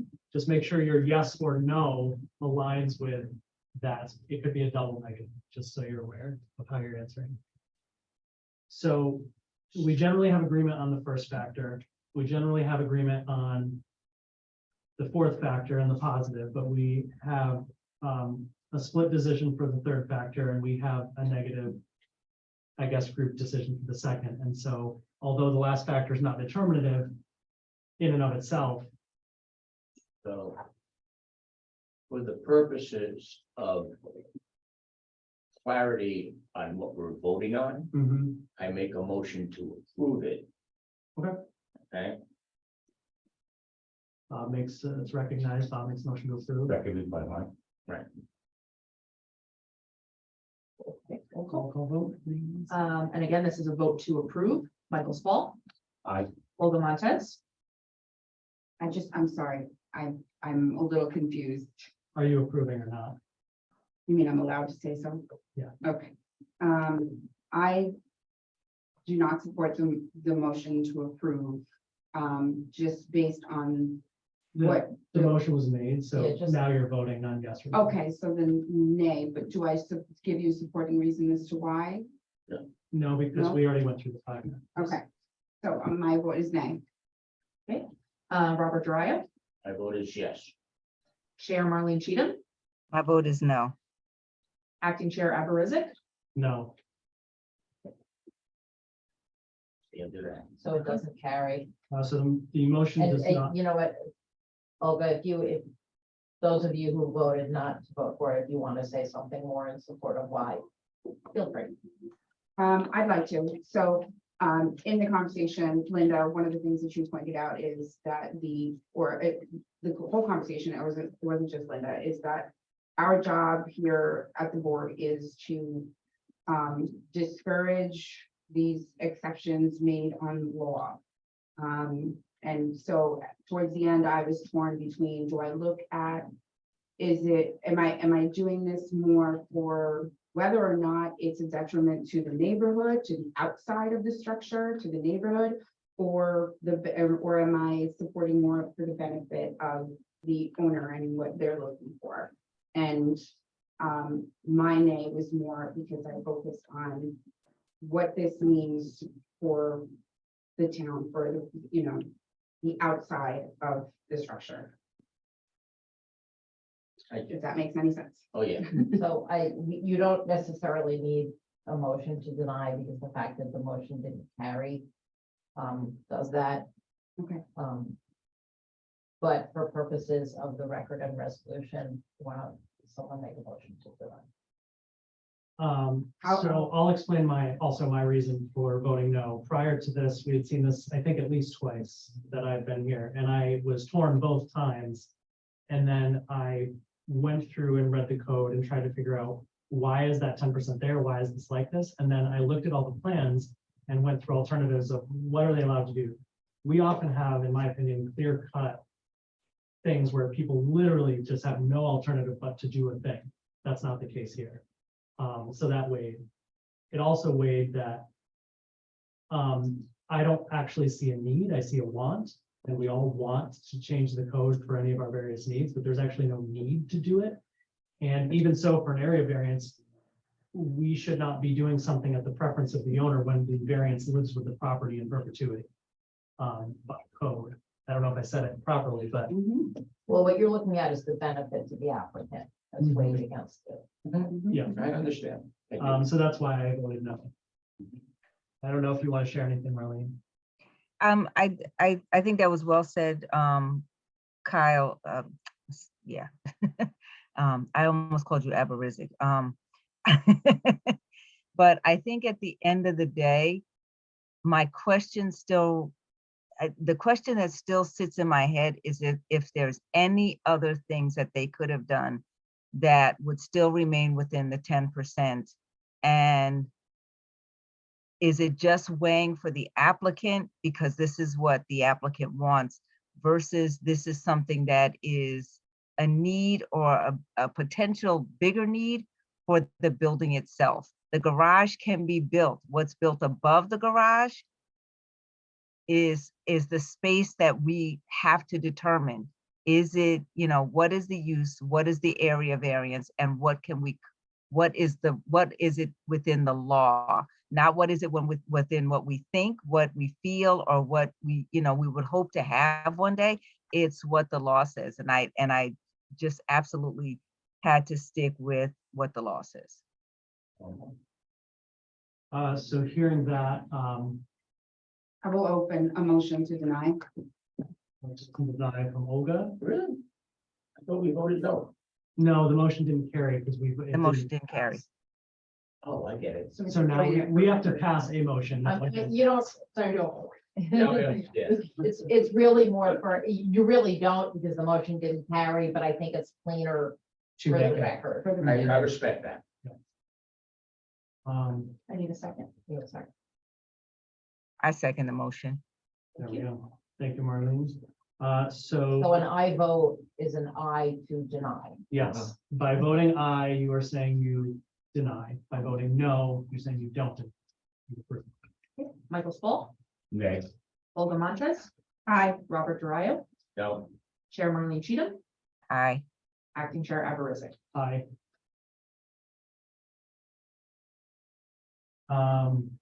JB, I'm sorry, but not approved, but they still get a 3-car garage. And they still get 10%. And they still get that bathroom. Part of it, I did the math, it's pretty close. you can get it back. And then the additional. Or they may not want a bathroom there, Yeah, but whatever. Right. Thank you. All right, next up is ZBA 05-2022, 16 Camp Woods Road. This is a continuation from the prior adjournment. Hello. Good evening. So you don't have to give us your address, but your name and Absolutely. title and all that. Good evening, Good evening, Mr. Chairman, members of the board. Good to see you. Good to be back before your board. David Steinmetz from the law firm of Zarin and Steinmetz. I am here this evening, and you guys can sit. Well, we'll get up as we need to. I don't want to make everybody stand for this. As we speak, we can get up. Here on behalf of John and Lauren Apollonio, this is a matter that has obviously been before your board for quite some time. I did submit a letter dated April 20th to the board in which I attempted to summarize and bring us back to, I think, the germane issues before your board. We were last before you at the end of last year. There was a lot of discussion. There was a fair amount of explanation by your board that you were confused by the application. So we tried to put it in perspective. Let me take a step back. I'm joined this evening by Jim Anacarico, our project engineer, whom you have received materials from and who has appeared before you. Obviously, I'm joined by our clients. Our architect, David Tetro, should be online on the screen somewhere. Maddie, is he there? He's here. Okay. And this evening, I'm also pleased to have with us John Burns from Hudson Property Advisors. John is our real estate consultant on this matter, has submitted for your board a rather comprehensive economic report, specifically in connection with the use variance. So let me take 2 steps back, and we're going to try to be as brief as we can be and answer your questions. As I said in my cover letter, this matter first came before me and my office back in 2015. Violations were issued. They were issued in connection at that time with Mr. Apollonio's operation of his construction or contractor's yard, the outdoor parking of vehicles and equipment. And as I said in my letter, and as I argued to you when I appeared before you at the end of last year, I spent a great deal of time working with village officials, other village officials, attempting to see if this matter could be constructively resolved.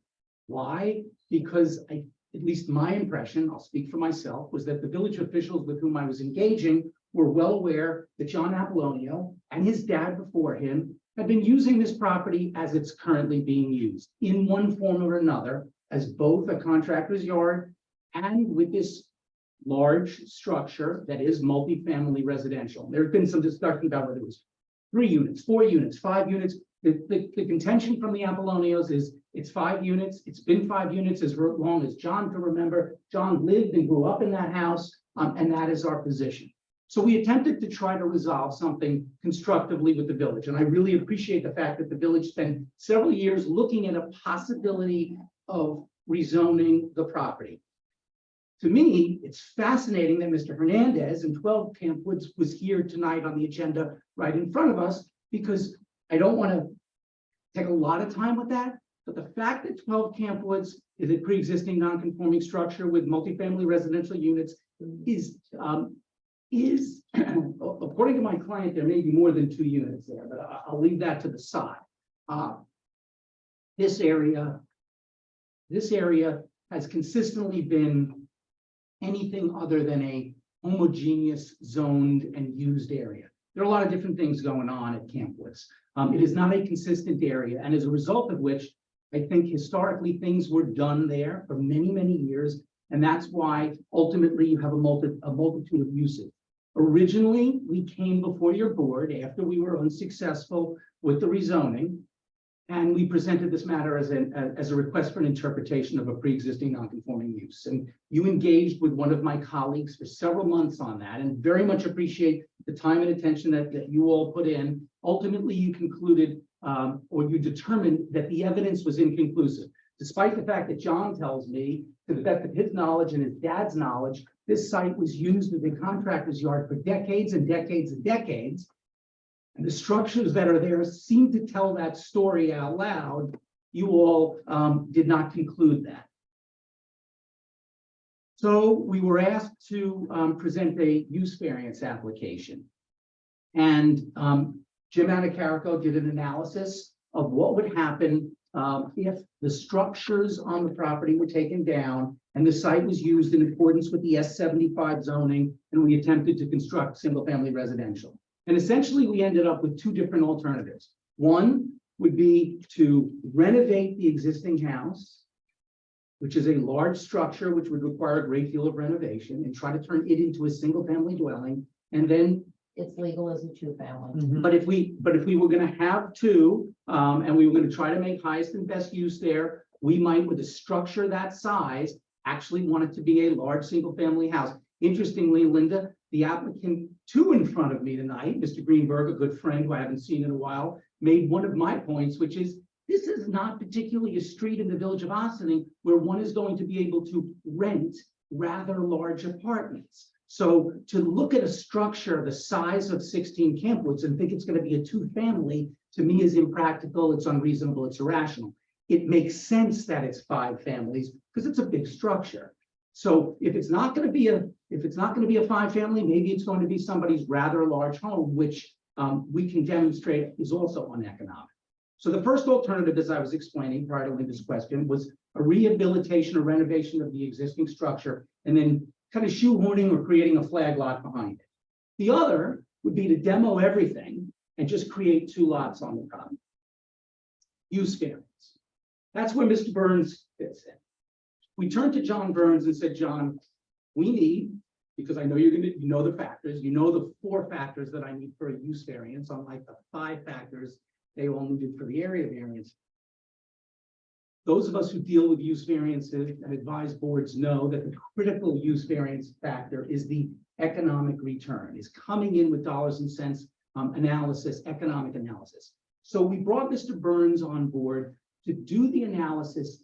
Is there a reasonable economic return for John and Lauren Apollonio to either do a renovation and try to create a flag lot, or to do a complete demo and build 2 lots?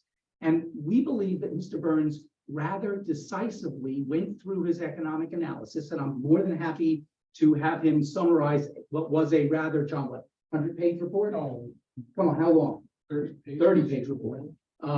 Single spaced, it felt 100 pages when you work your way through it. 56. Thank you, Linda. Actually, that's what the attachment. I knew it felt like 100 to me. No. John can summarize. That's with all the attachments. John can summarize his conclusion, and I want to make sure, to the extent that your board wants to carefully go through the factors, I'm happy to have him do that, because he believes he has, with empirical data, demonstrated you're not going to end up with 2 houses there. It's just not going to work economically based upon all of the costs of demolition, of reconstruction, given the marketplace and what you could actually sell a single-family home for on Camp Woods. So we think we actually satisfy that factor rather decisively. We believe that eliminating the contractor's yard, which would require demolition, eliminating the home, which would require demolition, or trying to renovate it is simply not economic and will not yield a reasonable return. So we're in front of you to do something very simple, and it's taken a very, very long time. I know it's frustrating to my clients, and it's probably been somewhat frustrating to your board because this has been before you for a while. We would like the existing condition to remain. Mr. Apollonio, wearing his Carmelo Apollonio shirt tonight in honor of his dad, would like to continue dad's business as John, how long has it been there? Since at least 78? 78, no, 77 is when he started business, yeah. So we're approaching 50 years on this property. I know, and I totally respect, I've had this discussion, if not debate with Joe several times. I know Joe's gonna remind us it's not a lawful use there. He's right. I understand that. There's a lot of things in this village, with all due respect to the village of Ossining. And again, I've discussed this with Village of Ossining officials. There are a lot of non-conforming uses in this village. A lot of things have evolved over time. And there's one thing, Ms. Montes, that you said earlier that I actually took real close note of and quickly texted one of my brilliant colleagues back at home and said, I want you to quickly Google me something. You use the phrase, your role is not, your role is to discourage. Your role is to discourage certain things. I'm going to take umbrage with that. And Linda and her colleague will pay close attention to this. I actually think, and I'm going to present to you as a land use lawyer of 35 years, that your role as a zoning board of appeals is actually to do rough justice. Your role is actually to find the ability to grant relief. I actually came up with a case from 1925 on the fly, sitting in the back row. Bear with me a moment, because to me, sometimes history is really what it's all about. I'm sorry? The case from 1925, but that predates any of this. No, so- but with all due respect, Mr. Chairman, the case tells us something about the law of non-conforming uses and of use variances and of zoning boards. So From 1925, yes, it does. just after when we got the right to vote, so there could be a little bit of difference. There could be. So let's set the stage. Let's set the stage then, with all due respect, sir. Yeah. With Professor Salkin, and I'll let Linda tell you who Professor Salkin is, because Professor Salkin has taught zoning well after 1925, sir. The Zoning Board of Appeals was expected to bring flexibility to an otherwise rigid system of regulation and to add the benefits of individual application to the main virtues of standardized regulations. That's what Professor Patricia Salkin told us recently. Ironically, New York State Supreme Court told us that back in 1925, when the following, as zoning was coming into effect, and while the chair may not find this relevant, I hope the rest of you will, zoning is coming into effect in the early 1920s throughout the state of New York. People are trying to grapple with the fact that government is now telling people, how do you use your property? How can you use your property? For 2 centuries, people had not been told specifically by local government how to use real estate. So now we have the proliferation of zoning in the early 20s. Quote, the creation of a board of appeals with discretionary powers to meet specific cases of hardship or specific instances of improper classification is not to destroy zoning as a policy, but to save it. The property of citizens cannot and ought not be placed within a straitjacket. Rigid. Same thing that we were just told by Salkin. Not only may there be grievous injury caused by the immediate act of zoning, but time itself, 100 years, time itself works changes which require adjustment. You folks are here because time works changes. Time creates different situations. You're here to deal with those adjustments. So with all due respect, I don't think you're here to discourage. I think you're here to hear people who come before this zoning board with an application and say, given my facts and circumstances, given the fact that my dad bought a piece of property, given the fact that I was a kid and I lived in this house and I took over my dad's business, and given the fact that I inherited a piece of real estate here in the village of Ossining, that having nothing to do with Joe and his administration, for decades, this village allowed a contractor's yard to be there. This village allowed 5 residential units to be there. Linda and Joe are going to say, oh, we're not sure there were 5. I don't know if there were 5. I was 8 years old at that time. Excuse me, I was 18 years old at that time. Linda, I was lying there. You're going to catch me on that one. You catch me on it. She was going to get me on that one. You were just checking to see if I was looking. I've never asked you which one of us is older. Come on, I know I am. But the important thing here I have a is, birthday. is that right? Tomorrow? I won't keep you here past midnight, Linda, I promise. You guys kept me on a Zoom meeting last year. On my birthday, That's so- another, that was somebody else from my office. What I found fascinating, and I submitted this for the record, and I want to remind you, because this has been kicking around so long. He actually dug out an insurance policy that his dad had entered into back in 1978. 1978, when I was 18. Whether there were 5 units there or not, and Joe may want to debate that with me. The bottom line is, gang, somebody paid an insurance company for 5 residential units, and the deck page of the insurance policy says that. And I submitted it for the record because our position is, you don't have to believe Joe. Doesn't mean it was legal. Again, They don't verify any of that. on right, that, so. we understand that. The point is, to me, it's objective indicia. It's pretty hard to imagine that somebody faked the declaration page of the insurance 50 years ago, knowing that we'd be standing here in 2023 arguing that there really have been 5 units there for at least 50 years. I'm not arguing that they predate zoning. You've already said we're not here as a pre-existing non-conforming use. But what we're here for, bringing it back, is to ask that you actually not discourage the use, but that you permit this use, that you send this use to your planning board so that we can circumscribe it in site plan approval. We've conceded we go to your planning board. We will put limits on the contractor's yard, what's there, what can be there. Jim has spent a great deal of time and energy figuring out that we can screen the neighbors behind us. And the irony here, I normally do these where I have neighbors climbing all over my client. I got nobody here. I had nobody that's participated in the process. So I'm gonna say it one more time. No, that's not. Yeah, true. there were There were neighbors. people here behind us. In previous meetings. I understand that. While there may have been some people Part of here, the reason we passed that adopted that resolution was for this exact fact where people forget about it and it's been going on. I get it. I was laudable. I listened to your policy about incessant adjournments.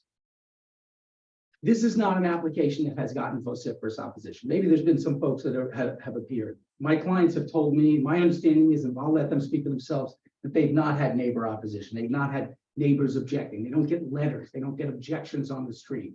And this has been going, this is not 3 years, it's not 5 years, it's 10 years. This is going on 50 years. So we're here asking for relief from the Village of Ossining Zoning Board of Appeals to keep this going.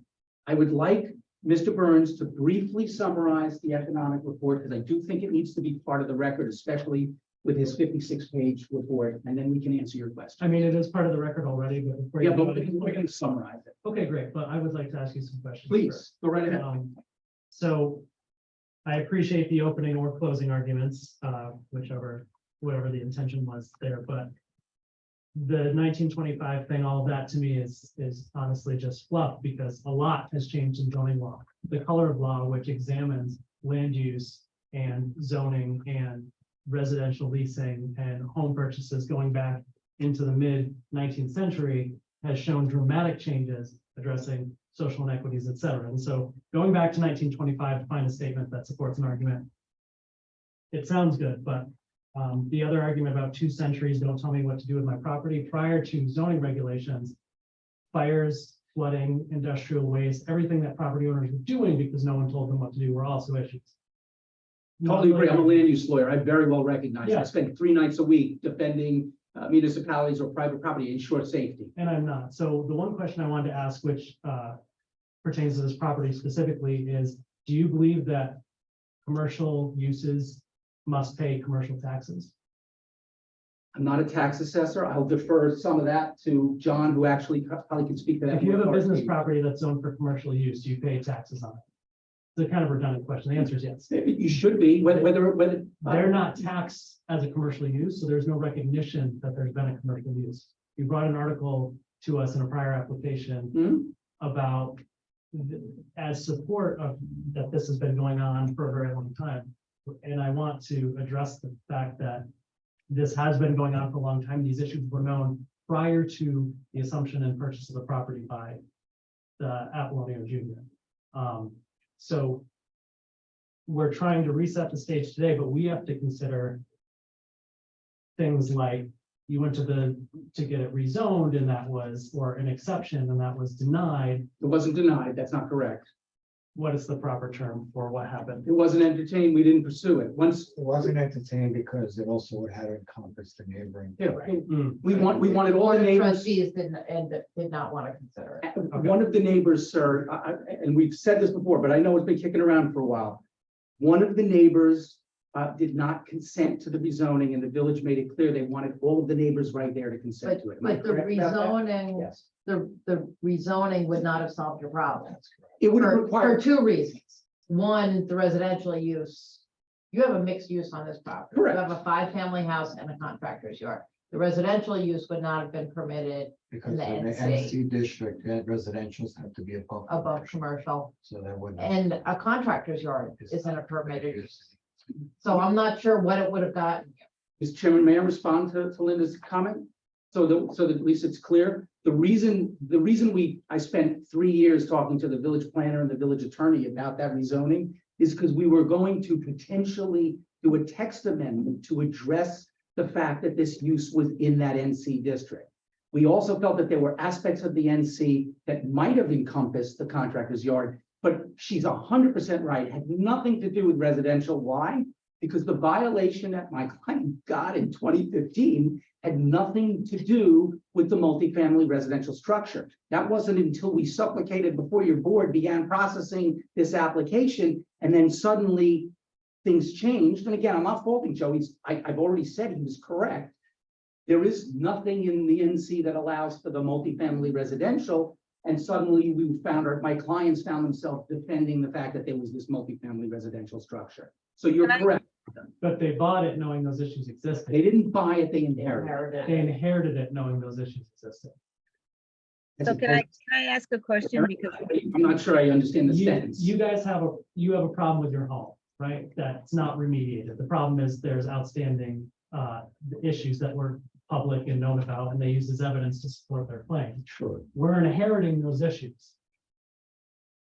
That's a no, you inherited the issues. I mean, We inherited the issues, we didn't create them, you're right. yeah, We inherited the issues, we didn't create them. yes. But- And- Sorry, Marlene. I have. no, I have a question because I understand that, you just went back in time. But if I go back in time and I look at the paperwork that was submitted and the things that came up in December 1961. Now, I was a little child back then, but in 1961, the question was asked, can we convert this to a 5-family dwelling? And it was denied by the zoning board. So No. my question is, at what point, because there's nothing beyond that ever said that the 5 families was ever given. It was never determined that they came before the zoning board and asked for that to be ratified. It was not, it was denied in 1961. So that is on the books, that's on the record. There is a No, that's physical letter to that effect. We agree with you. We established that it was a legal 2-family. The It's assessor's by record, the fact that at some time that district was actually. right, the assessor's records in Residential. 1955, it was a 1-family. In 1972, the assessor's records show it as a 3. And it wasn't until sometime in the 90s that the assessor's record showed it as a 5. But as we've said before, in the village of Ossining, the assessors, the building department don't So talk. Well, they obviously don't either now because I believe they're being taxed as a 411. Right, so it is taxed as 411, which is a It's a multifamily, multifamily, but not. right, but the commercial is not being they're paying tax on a 5-family house. on a multifamily. Tax on a multifamily. Yes, Tax- yes. That's the charges. I have a question. Part of this property is residential, part of it is commercial. Can we, are we able to separate those two things and have the house be taxed as a residential and the rest of the property taxed commercial? The tax assessor would have to tax it accordingly to their records as some type of like a mixed use tax. It was also an issue with regard to the small office within the structure itself. It would be a different tax grade. So the choice here is if we were to grant things to go on as they are, the entire property would have to be taxed as a commercial property. Right. Is that a substantial difference How, in terms of how much expense, like, would that stop you guys from making money? If it would, We don't believe so. So you asked the question, Joe answered. I'm gonna answer, I'm gonna also try to answer your question. I think your tax assessor would be able to sit down and figure out how to properly assess this property, whether it's all commercial or whether there's some kind of internal allocation that's made. It's a mixed use. Exactly. It's a mixed use. There are plenty of mixed use okay, properties. I'm sure there are other mixed use properties in the village where an allocation is performed by the assessor. right, and would. And we would pay whatever we're taxed, we're gonna have to and you- pay. Yeah, okay. We're gonna And you- legalize. You would not argue that. In fact, we would applaud it because what these folks are trying to do is John inherited a piece of property from his dad, may he rest. And he's now sitting here in front of the village trying to legalize it by getting a use variance. So what more can he do other than pack up and leave the village? Oh, in the past, there have been cases before this board, well, when I was on the board, but not everybody else, where a long-term business use of a piece of property illegally, and the village said no, and they made them stop doing it. Marlene, do you remember the case? Florida, Velardo and. Florida, when it was, There you go. So, Florida on Broadway and it was contractor's yard. yeah, so And the Chris, board denied the use variance. yeah, there's precedent for saying no and making them leave. Now, I am not saying that that's the best thing to do. I'm saying that in the past, that's how this board has voted, or prior boards, I should say. So, I think that's what you're up against, is you're up against precedent. Well, to correct, in the case of, in Broadway, the Lottos, they, tried to come in front of the board as it being a pre-existing non-conforming use, and that was denied, and I don't think officially they ever applied. for They it. did. They did. Yeah. Yeah, we have the decision. And it was Decision rejected. wasn't rejected. And I'm not sure which Santucci the chair was just referring to, but I represented Dominic Santucci in front of this That was board. not there last. On thank you, and But and that I was- did get a, let me But finish. just And I to did correct get, it, and I that was- did get, Mr. Terrell, I did get on that one, a determination from this board. I don't recall whether you were No, it's on it. not that. I did get a determination from this board that it was a pre-existing legal. Right, but that was kind of pre-existing non-conforming. Correct. Because that was proved that it was existent since 1912, pre-existing. Mhm. Possibly. Right, it was Velardo that on Broadway that was the contractor's yard. And it was similar, it was 3 lots, actually. It was a 2-family house, a 2-family house, and a 3-family house. Contractor's yard in the back, and the board denied the use variance. Right, but again, to the extent that the chair reminded me of the Santucci matter, that was an example of this board and this village with a use that was not in compliance with law, with existing zoning, determined using the doctrine of pre-existing non-conforming use to allow it to remain. Because they understand. claim that Tonight- had been used continuously since 1912. Absolutely. Tonight, you are urging, presenting a different legal argument for this property with the Because you same. can't prove that it existed. Regardless, we are presenting a different legal argument for this use. Linda, I'm allowed to do that. It's not even that funny. I am allowed to present a use variance application to try to allow this use to continue. You absolutely are allowed to do that. If I may. Just to clarify before, it was not my intention to say that we are here to discourage variances altogether, but rather to protect the law as is and discourage the abuse of these variances. I want to make that clear. Secondly, in your presentation, you said the village has allowed this to go on for a decade.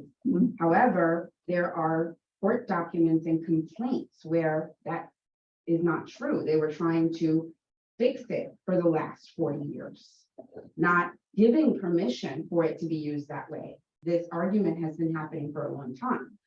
Third, since I've been here about 1.5 years, I've seen this case come up multiple times, and in more than one, we could have voted previously based on what we were given, and it wouldn't have gone well. Instead, the board has allowed the Apollonians to come back with us with hey, we want, safety reports, we want, Correct. we're asking, we're trying to work with you. Totally appreciate that. Not completely discourage Totally appreciate your that. approval. If we had voted, 6 months ago, We would've the last time you were There's no here. question, and very much appreciated. And just to follow the comment, you're right.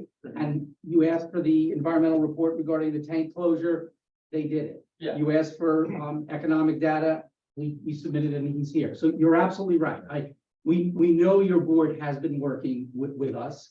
I appreciate your clarifying your discouraging comment. I wanted you to hear that because to me, I know this is not an easy application for you. I get that. It's why it's been kicking around for 2 years or more. I know that this situation is not an easy situation for the village. I may disagree with you a little. The village wanted to get rid of this use over the last 50 years. They probably could have done something more than they've done. They didn't, regardless. We're all here, it's 2023. My job is to see that John's business can remain in Ossining if possible. There's nothing un-American about what I'm trying to do for him and Lauren.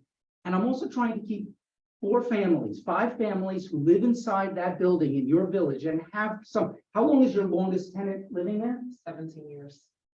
So when you all need to know, when I go home and put my head on the pillow tonight, I'm gonna know that I went to bat trying to keep that family in that unit, residing in that building, because there've been multifamily units in this village, whether they were lawful or not. My job as a land use lawyer is to invoke, whether the chairman likes it or not, the doctrine that evolved in 1925 and has been the law for 100 years in this state, that zoning boards are here to grant relief. So I really do want to work with you. I want relief from this board. I was, by the way, I was one of the people that was pushing to keep this going to give more time. I know to you were. relief. Trust me, I know you were. I watched So- all the And the meetings. zoning board's job is to be a relief valve from zoning, but use variances are very different than. We approve a lot. Most of the variances that we see, we approve. Use variances are extremely difficult because of our legal obligation and your legal obligation to prove all 4 of the factors in the affirmative. And I'm not a lawyer, so if I don't use the words properly. No, you're, the only thing that I will tell you that you may not like or appreciate is having handled multiple use variance applications in multiple municipalities, there are times where the zoning board, as the last line of defense in a situation, holds on tight and does what it thinks is the right thing to do, because that's what you're here to do. That's what we're here to do. So And I think you can. Yeah, my only comment to this point is as follows. As a 40-year resident of this village, and somebody who appreciates not only the business aspects of the village, but also the aesthetics of the village, this property does not, to me, meet the standards. So I'll give you an example. There's a piece of property in North Highland Avenue called the Green Thumb Nursery, which is for sale right now. If the Appleonians property looked like that property, which is for sale, and obviously they cleaned it up in order to put it for sale, and you plop that 5-family house in the middle of the corner of that property, I have a hard time voting no within the reasons of the law, which I follow with Lyndon. The Lyndon presents the law to me, and I do that. But I just want to give you an example of that's where I'm coming from on this. It's very important to me. I would agree with that. There's down by the waterfront. There's a construction company there that has a ton of storage for lumber and whatnot. And the way they have set that up, the aesthetic on that is about as nice as you could possibly do and do that use. Unfortunately, that's not the case with the Kentwoods property. It's a mess. No. It's just a mess. Nothing goes with anything. It's all haphazard. There's piles of stuff everywhere, and I know it gets cleaned up occasionally, but then over time, it comes right back up. There has to be a way that if you guys can look at what you do and make the aesthetic changes that would make it difficult for us not to grant you this. Because right now, I have to vote no, because what you have there does not improve the aesthetic of that neighborhood. And it doesn't make Ossining a better place. Having homes for people does. Mhm. I appreciate Mhm. that you got 5 families that you got a roof over. I love that. Having a business that employs people in Austin, I love that too. In fact, you guys have been here for generations. It's gonna break my heart to have to vote no. So help me not vote no. So, Mrs. Doreo and Mrs. Fall, on behalf of my clients, totally appreciate the candor. May not love that you publicly stated you don't like the way it looks, but I appreciate the fact that you're candid. So what I would ask, and my clients would say, no, David, we're not doing anything, we overrule you. I would ask that you give them that opportunity, and there are 2 ways to do that. One, you send them home and you make Jim and I come back, or Jim come back with something that does that. And Jim may think he's already presented some of that. I'll let him speak to that. The other is you can impose reasonable conditions. You both were just articulating conditions.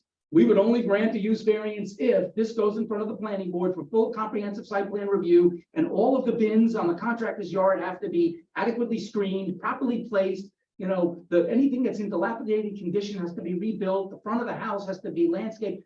You can impose onerous conditions. I could stand up and bitch and moan about your conditions, but you have the power to do that. So if you ultimately think, let's take steps to the side here. If you think the use is not god awful, having a business, running a family institution that's been there for 50 years, if you think having multiple families living on Camp Woods, as they have some for 17 years, then I would ask you to use the use variance criteria and this application, like I've been trying for 8 years to try to come up with this. I'm only in this to try to get to a solution. And part of me wishes that, and Lauren knows this because she's heard me complain to her about this. I wish I didn't care about this as much as I do, but I do. And part of it is because they got 5 families living in there. And I met his dad the night that Santucci got his non-conforming use. He and his dad were in the back row and they grabbed me on the way out of here that night. And I met Carmelo. So I feel obligated to Carmelo and his son to try to get everything we can and get this. I guess, but I can't speak for the whole board. I can only speak for myself. Yeah. And I think that I'm not sure that the rest of the board feels like I do. Well, if we don't have you 2 guys, I feel there's no chance we have anything with the rest of the board. So Well, for the let's record, start for the somewhere. record, I'm only speaking for myself. Asking hard questions is not determinative of which way I'm voting. It's my job to ask hard questions. But the property is that. Can I ask a question from the sidebar over here?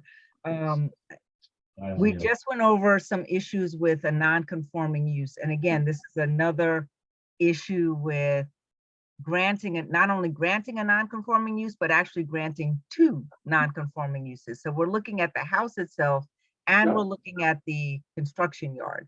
So the question that I have, and I guess this is for the board, and I'm not asking anyone to kind of answer me today, but put in your head that if we're looking at and separating out the house and the business,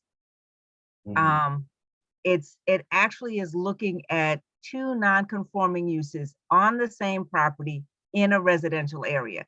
And I think that that's, if that's what we're looking at, and it's then we need to look at it in that light. And I get what he just said, and thank you very much, you know, for the last half hour, but I think that's the bottom line of what we're looking at. We're looking to say yes or no to 2 non-conforming uses on 1 residential piece of property. And I think that if we can look at it in that light, I get it that people live there. I get it that it's a business that has been around for a while, but it's something that we cannot prove the year that it started.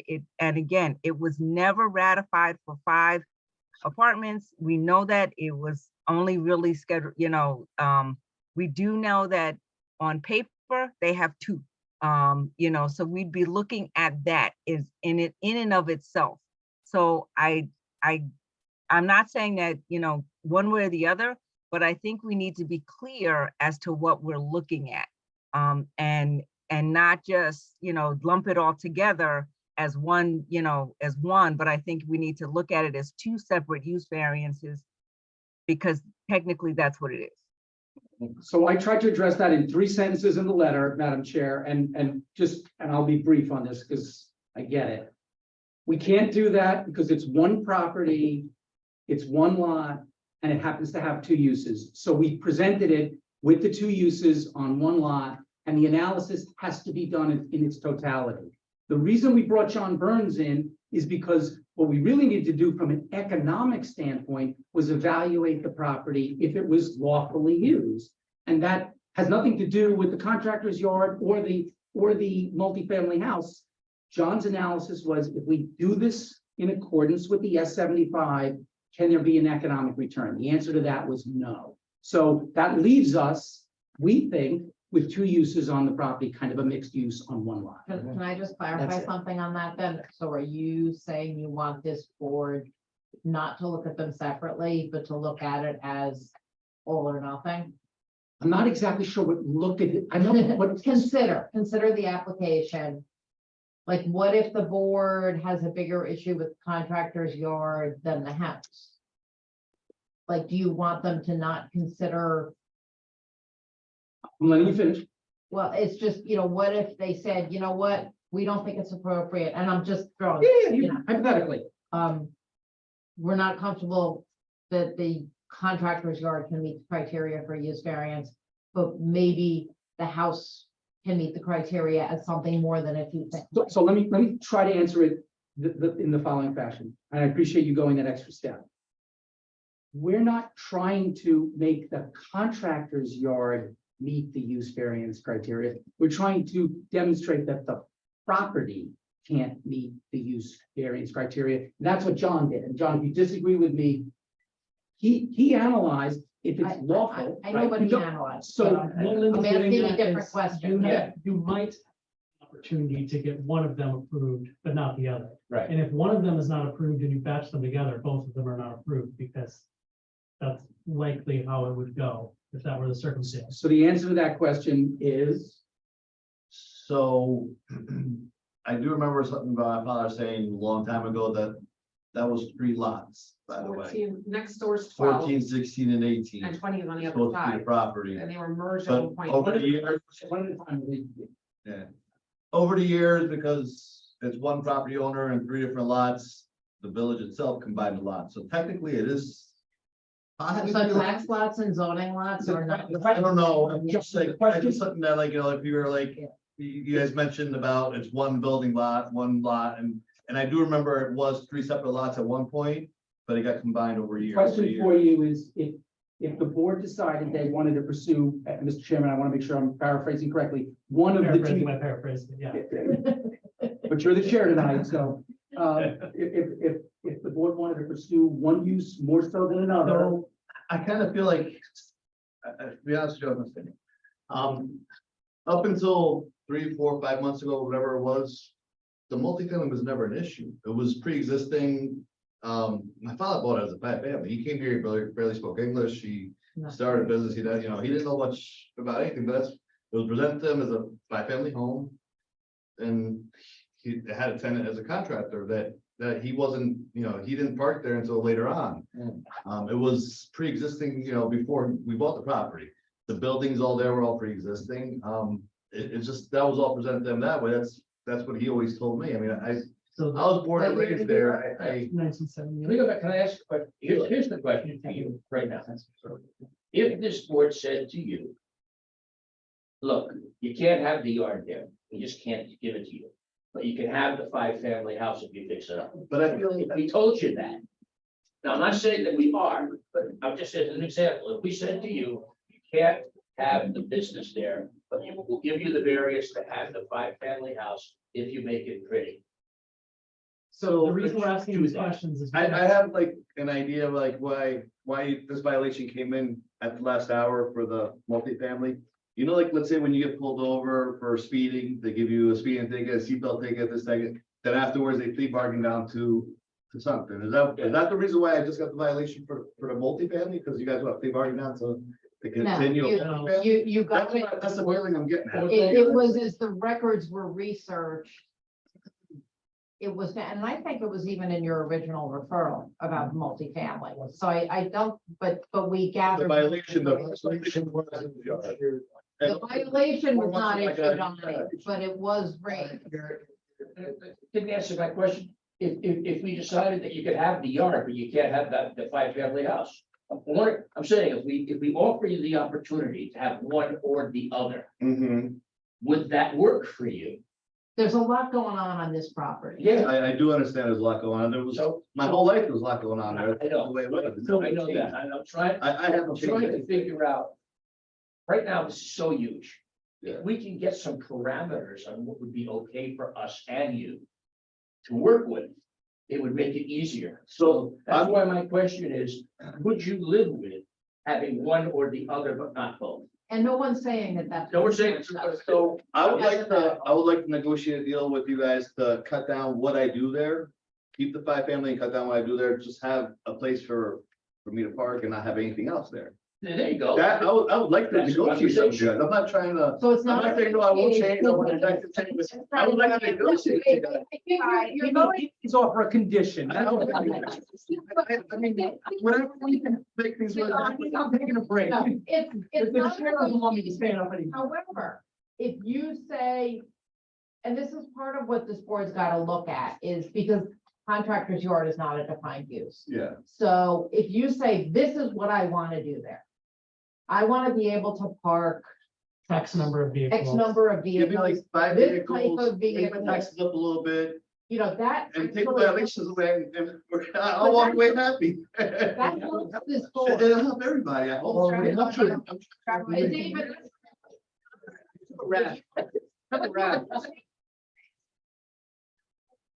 to really understand what it is you want to do on the property. 12 Campos Road. We wanted to do something for him. He came before us 3 times. The first time we said, you have to get it closer to 10%. So we put it at 60%. I like it. You guys, was it 29 at the end? 29. It's 29. Variance It's 30. 29. But to just simplify the whole last 10 minutes, the question really is, do you want us to analyze this as a package? Or would you like us to look at it in 2 parts, which would mean 2 different votes? So here's the answer. We would like you to analyze it as a package with 2 parts. So we'll listen to the 2 parts, we'll listen to the package. There are 2 parts, we get it, we get it. But what I think you've already heard from my client is nothing different from what we've said from the outset. We really would like to ultimately leave at the end of this process with a contractor's yard and a multifamily. It's clearly got to be better looking, cleaned up, organized and thoughtful, or I can tell you the opposite side of your board is clearly not happy. That much I can sense. So we are willing to offer conditions of reduce, and I implied this earlier, but let's be clear. We are willing to circumscribe the contractor's yard. How many vehicles, what gets stored, if anything, and what he's got to do to clean up that side of the property. We're ready to do that. Yes or no? Yes, That's yes. the correct answer. As to the multifamily residential, we would like it to still be 5 units because there are 5 units there. If we have to deal with the office, which Mr. Spall reminded us of, we can take that either could be a condition that it's allowed to remain or it can't be there. I think we'd like it. Is Is the office in your is the office mother's being used? apartment? Yes, So it's part of her apartment. it's part of our apartment right now, yeah. But if I have to But to reconfigure, understand, if you're reducing, even if you're reducing how you use the yard, it's still the same. Yeah, variance. no, but it's You're not. granting, well, you are, because you're still granting use of a commercial use and a 5-family in one, it's. Right, but if this board has to look at how that use impacts on the neighborhood. So if But they're still asking us to have a business use, whether it's parking the trucks or not, on residential property. correct, And that use in anywhere in the village of Ossining, it would still be the same thing. If, Broadway, you're putting, if it's not in a business district, it's in a residential district, then we have to look at it as you're having your business trucks shovel, whatever it is. The point It's still a is use that that's not a, variance. it's a It's use still a variance use variance, and follows it's the still a use 20 variance for the But it's business. a That is different, correct. but this board can look at it differently if it's, for example, 20 trucks versus 2 trucks.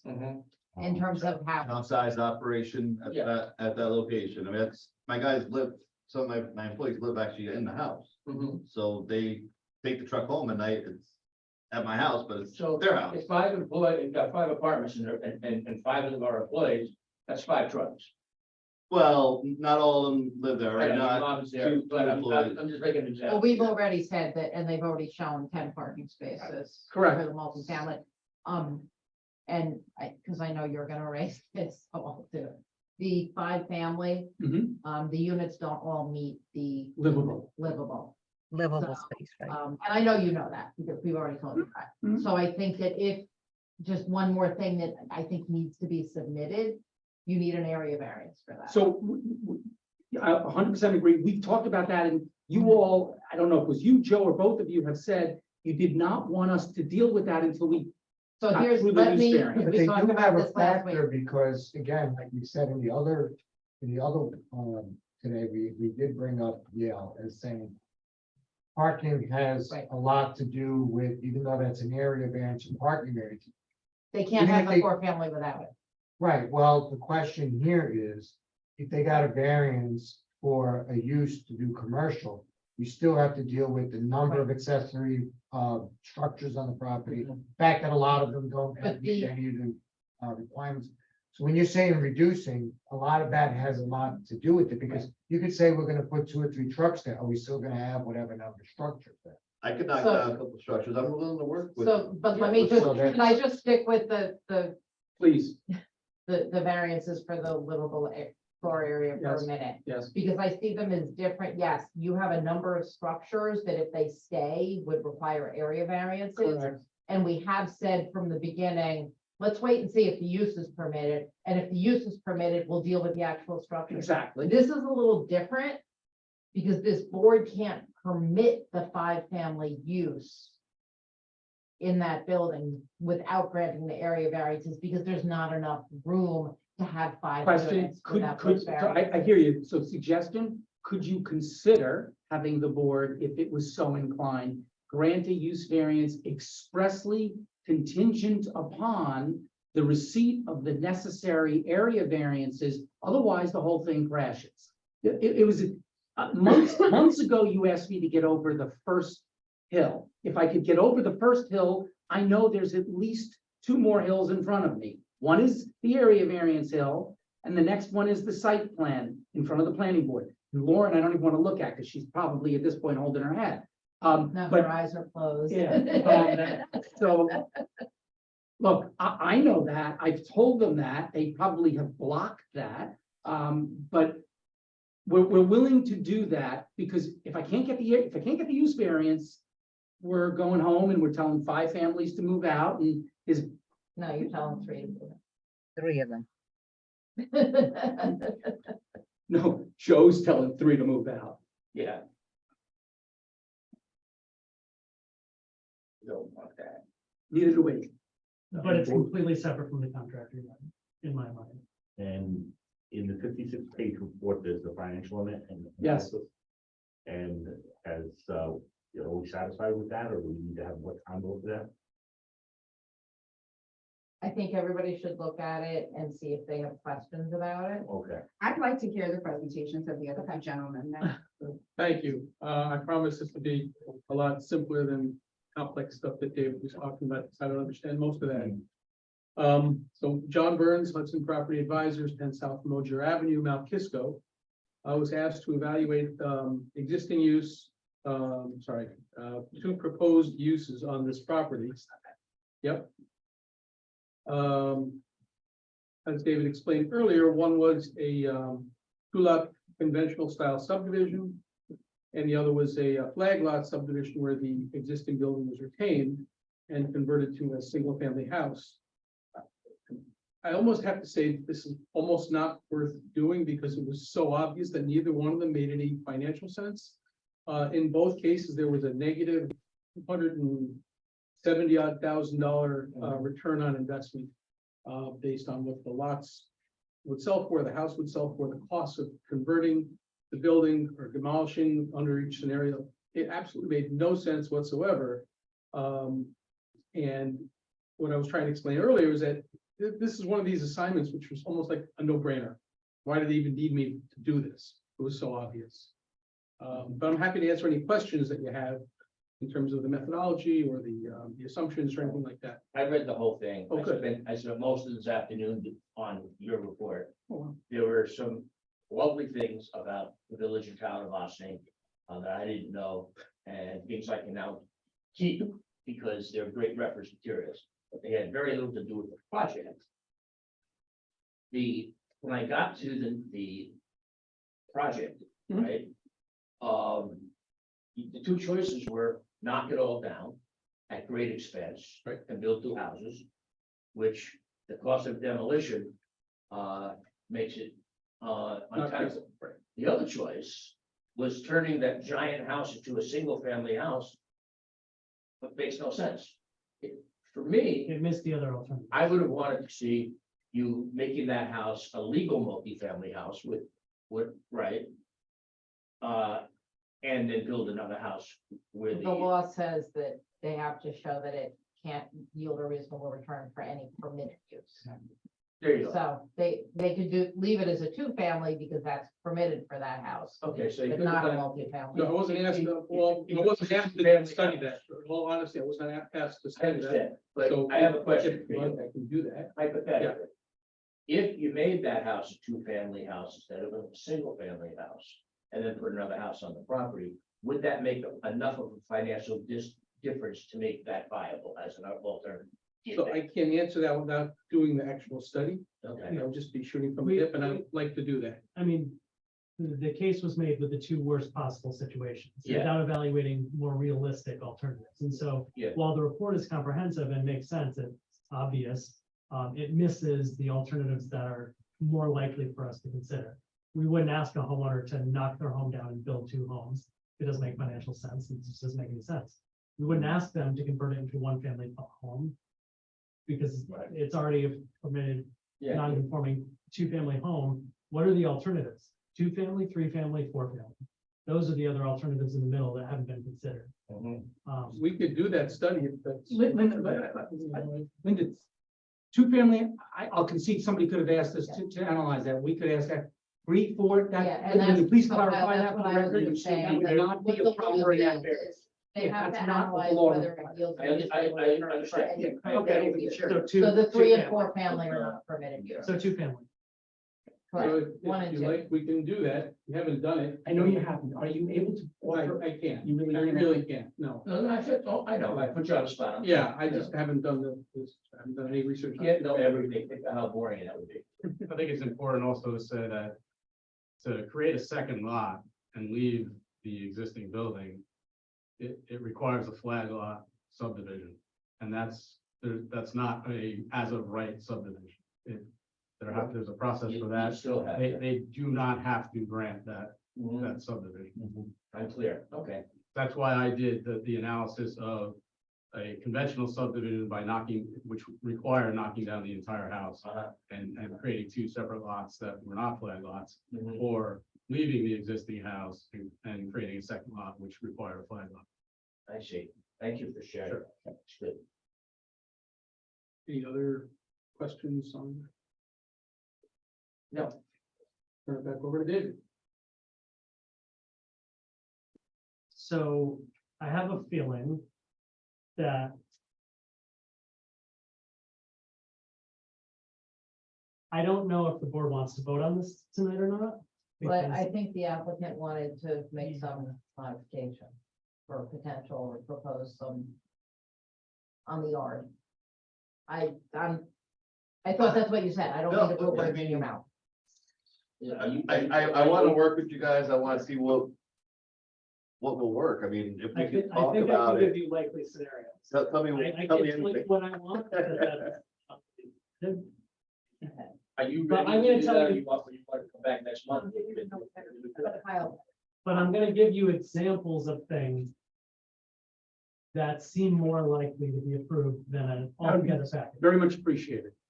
scenarios. John, you listening? Yes. Lauren, you listening? Lauren taking notes, so. It's a residential property as is, no commercial lot. That's one alternative. Mhm. It's a reduced use of that current residential property. So it's currently 5 and it might not be 2, but maybe it's 3. I see people considering that. Packaging them together. I have a feeling based on the over 2 years I've seen this come through, you're gonna have a lot of trouble with that. That might be a strong no. What would be a strong no? As is, as you presented it, Okay. which is why this is taking so long, because I own my own business and I'm not here to move people out of their homes, but I have to weigh that against precedent, use, my role, the law, all of these considerations. And so if we voted a year ago, this might be over and done with, we'd be in court probably looking at an appeal. But we're not there. And so I'm trying to give you realistic alternatives that will help you get something that you might not like, but you also might not hate. I took note in the earlier application that you all did a straw poll, and Linda knows because she, in other communities, been there when I asked boards to take straw polls, and she is one of those municipal lawyers who's kind enough to at least allow the discussion. Would you, Mr. Chairman, entertain the possibility of taking a straw poll? Simply, would the board be inclined to allow both uses to exist on this property if the Apollonios circumscribed both of them and came back to you with those limitations? In other words, you opened with all residential, reduced residential. No, I'm asking. If I may, if we weren't willing to entertain an alternative that worked, we would have just had a vote and voted no a long time ago and gone to court. Yeah. We are working really, really hard. Can This we- board. can we have a Other meeting boards together? before maybe have not. But we, This board, we so should we have can a hear non-public right meeting. now. Allow it to Yeah. do that legally. This is not a negotiation. You guys present something This to is me not the and I would. Yeah. You have to present. David, you know, it's not a negotiation. Trust me, I know that. I have a client who's trying to, That's just the way I grew up, negotiations, part of life, you know? That's the hardest part of this. Understood, but I Fine. think what you're hearing is, and Kyle can take the straw poll, but I think that what you're gonna hear is the application as presented. I got it. It's, All right, so can we have 3 minutes to step outside before we tell you Yeah. the fact that we'd like you to And intervene? voting only a year. Is there anybody else here? We didn't for open the another? public. Patty, can you confirm that's true? You got it. Before you step outside though, Joe brought up an earlier point about the sizes of the units within the 5-family Yeah. house. There's some from the. Okay, so that doesn't. We submitted, Mr. Spoll, we submitted an architectural analysis at Joe's request. That's in the record. That's in the records. Okay, gotcha. Okay, That's why Mr. Tetro is hopefully still awake and paying attention. okay. Because, Making sure. yes, we had him do that analysis. Okay, thank you. What page in the sense? I would go really down the hall because it carries. still here. You want us to hear. To that effect, Mr. Petro, I know that you're on as the architect. There are a few of the apartments that Hold on, are, hold on. Arlene? There's I'm too sorry, I much. was saying to Mr. Tetro that some of the apartments are smaller than than our code allows. So that, again, I know to the whole thing that we're looking at, they would also need an area variance for those apartments. I believe one is only 7. One is real small. One is 644. Those two, 44, right? yeah, Those- these those two. Joe, right? If you reconfigured it, how many apartments with the I, right you amount? know what, out of consideration, Mhm. let's wait until they come back to have the Yeah. Oh, conversation, okay. okay? The hardest part about it. I just wanted to point out to Mr. Tetro which two that we're talking about. Yes, I'm aware of the substandard sized apartments that are there. Why is it? Do you live in Los Angeles? Yeah, No. I'm sorry? Are you in Los Angeles?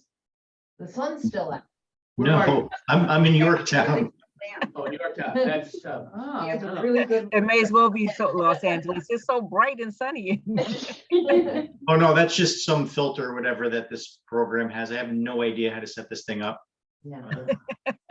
hardest part And my daughter. for me, of being on this board, is that it's not a negotiation. Well, that it's we not a can't- negotiation, it's actually black and white, but to me, if they come here with an application for one thing, you vote on what they present to you. It's But not- they may come in with something. That's fine, different, I'm so- saying that's why it's not a negotiation when you say, Right. well. Here's my Right, so- I feel like we've been doing that for a year, I- where we've said, come back This to us. is the first time they.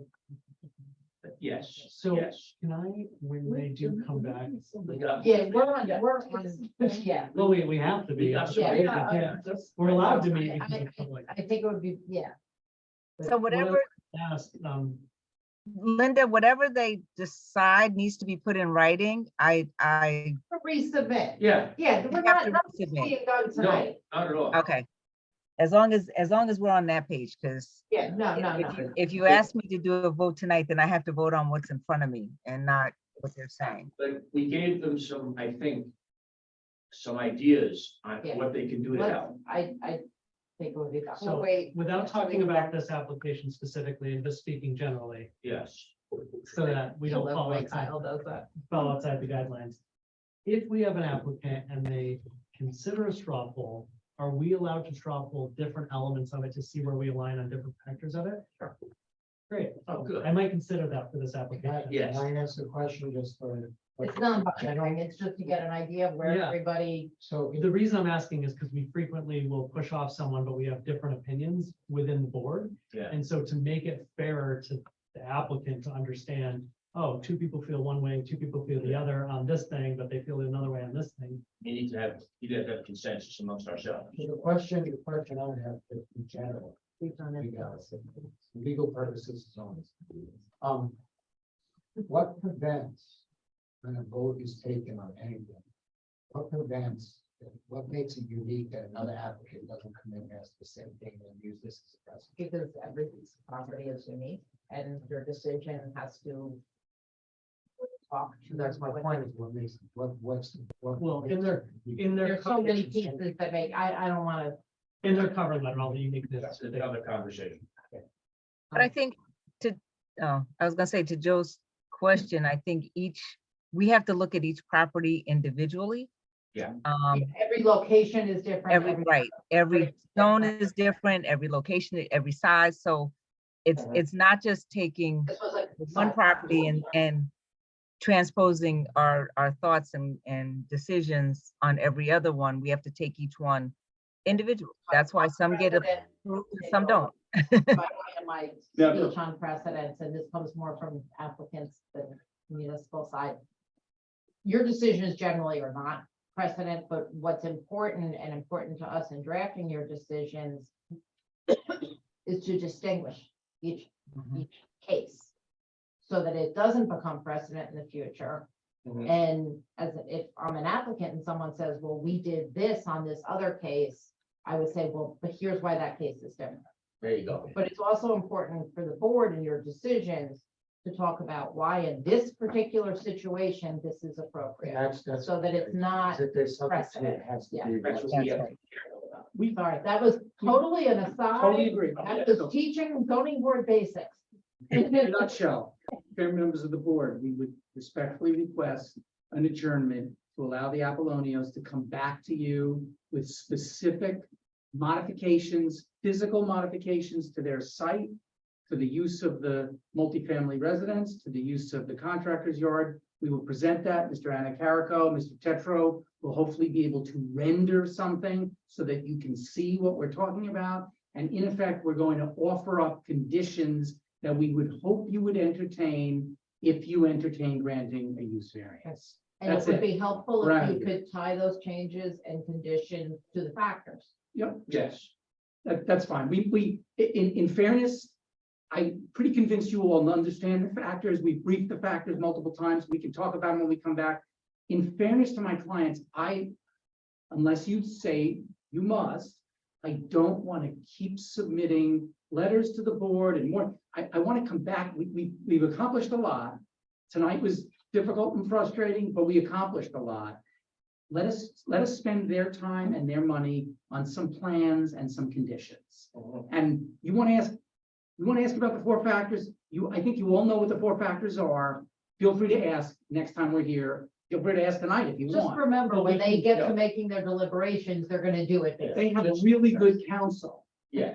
Just keep What is the- it now? you're asking- you're asking Pretty you- pointed to Taryn. Yeah, Taryn.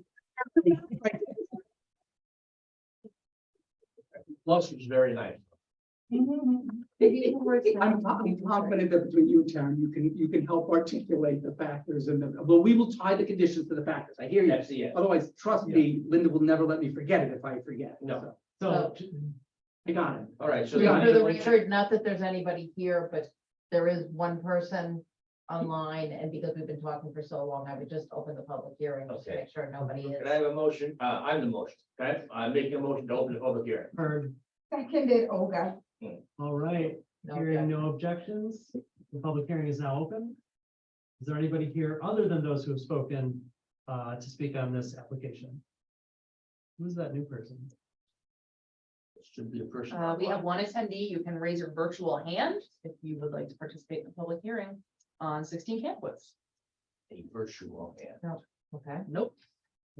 All right, seeing none, I am gonna ask for a motion to adjourn this public hearing. Well, first, I make a motion to adjourn the public hearing. Yes. Yeah, so we don't want, yeah. Heard, Bob. Seconded by. all right, hearing no objections. Right. Public hearing is now adjourned. Now, I'm the motion to adjourn this case to next month. Or whenever they resubmit. Correct. Yes. Seconded. Point of order, are you guys meeting in July? If we don't, In July, yes. not in Not August. Not- Got it. Yeah. Okay. But also so hearing no objections, Mhm. this application is adjourned to the next meeting or whenever the resubmission happens with Understood. the deadline period. But just be aware that you're now falling into that Yeah. break. Okay, Got it. Understood. Thank you for your You time can't and your disappear for patience. 3 months. yeah. We promise we'll be back. Okay. We're Have a good sorry. night. Thank you. Thank you. Thank you. Thanks. Thank you. All right, and so with our adjourned matters, they're ignored. Okay. All right, can I get a motion to end the meeting? Adjourn. To adjourn the meeting, because our meetings always happen. Motion to end the meeting. Heard? Bob. Seconded by. All right, hearing no objections. Our meeting is adjourned. Thank you for. Good job, Secondary. everyone. Good This job, was a great Kyle. night. Thank you. Good night, please. Thank you. How you feeling? As you heard from the first one, Oh, you. Linda, Linda, so we got. Good night. I wait think a the- minute, wait a minute, Hi, wait a minute, Marlene. wait a minute, wait a minute, wait a Very minute. glad. Wait a minute, she said. 32 seconds. 65 Main Street, is that coming up on our 3-month or 6-month? Because I don't even know Well, when. now that- that we've adopted a policy, we can You can look at that. look at How that. about the gas station on, And Well, they were They just. they were here. but- they were here. Yeah, they just didn't. It has to Yeah, be- they already Deadline. resubmitted. We've been arguing with them on Marlene? whether they. okay. Marlene, you don't talk to Michelle because, they're having a meeting. Say on what? Monday. With adjournment, like All right. all together. Because we were Say talking what? about spaces over Yeah. garage. You don't talk to your Michelle. All right. All Good right, night. Okay. thank you All all right, for good night. Good night, Marlene. driving back to the Thank city to go to.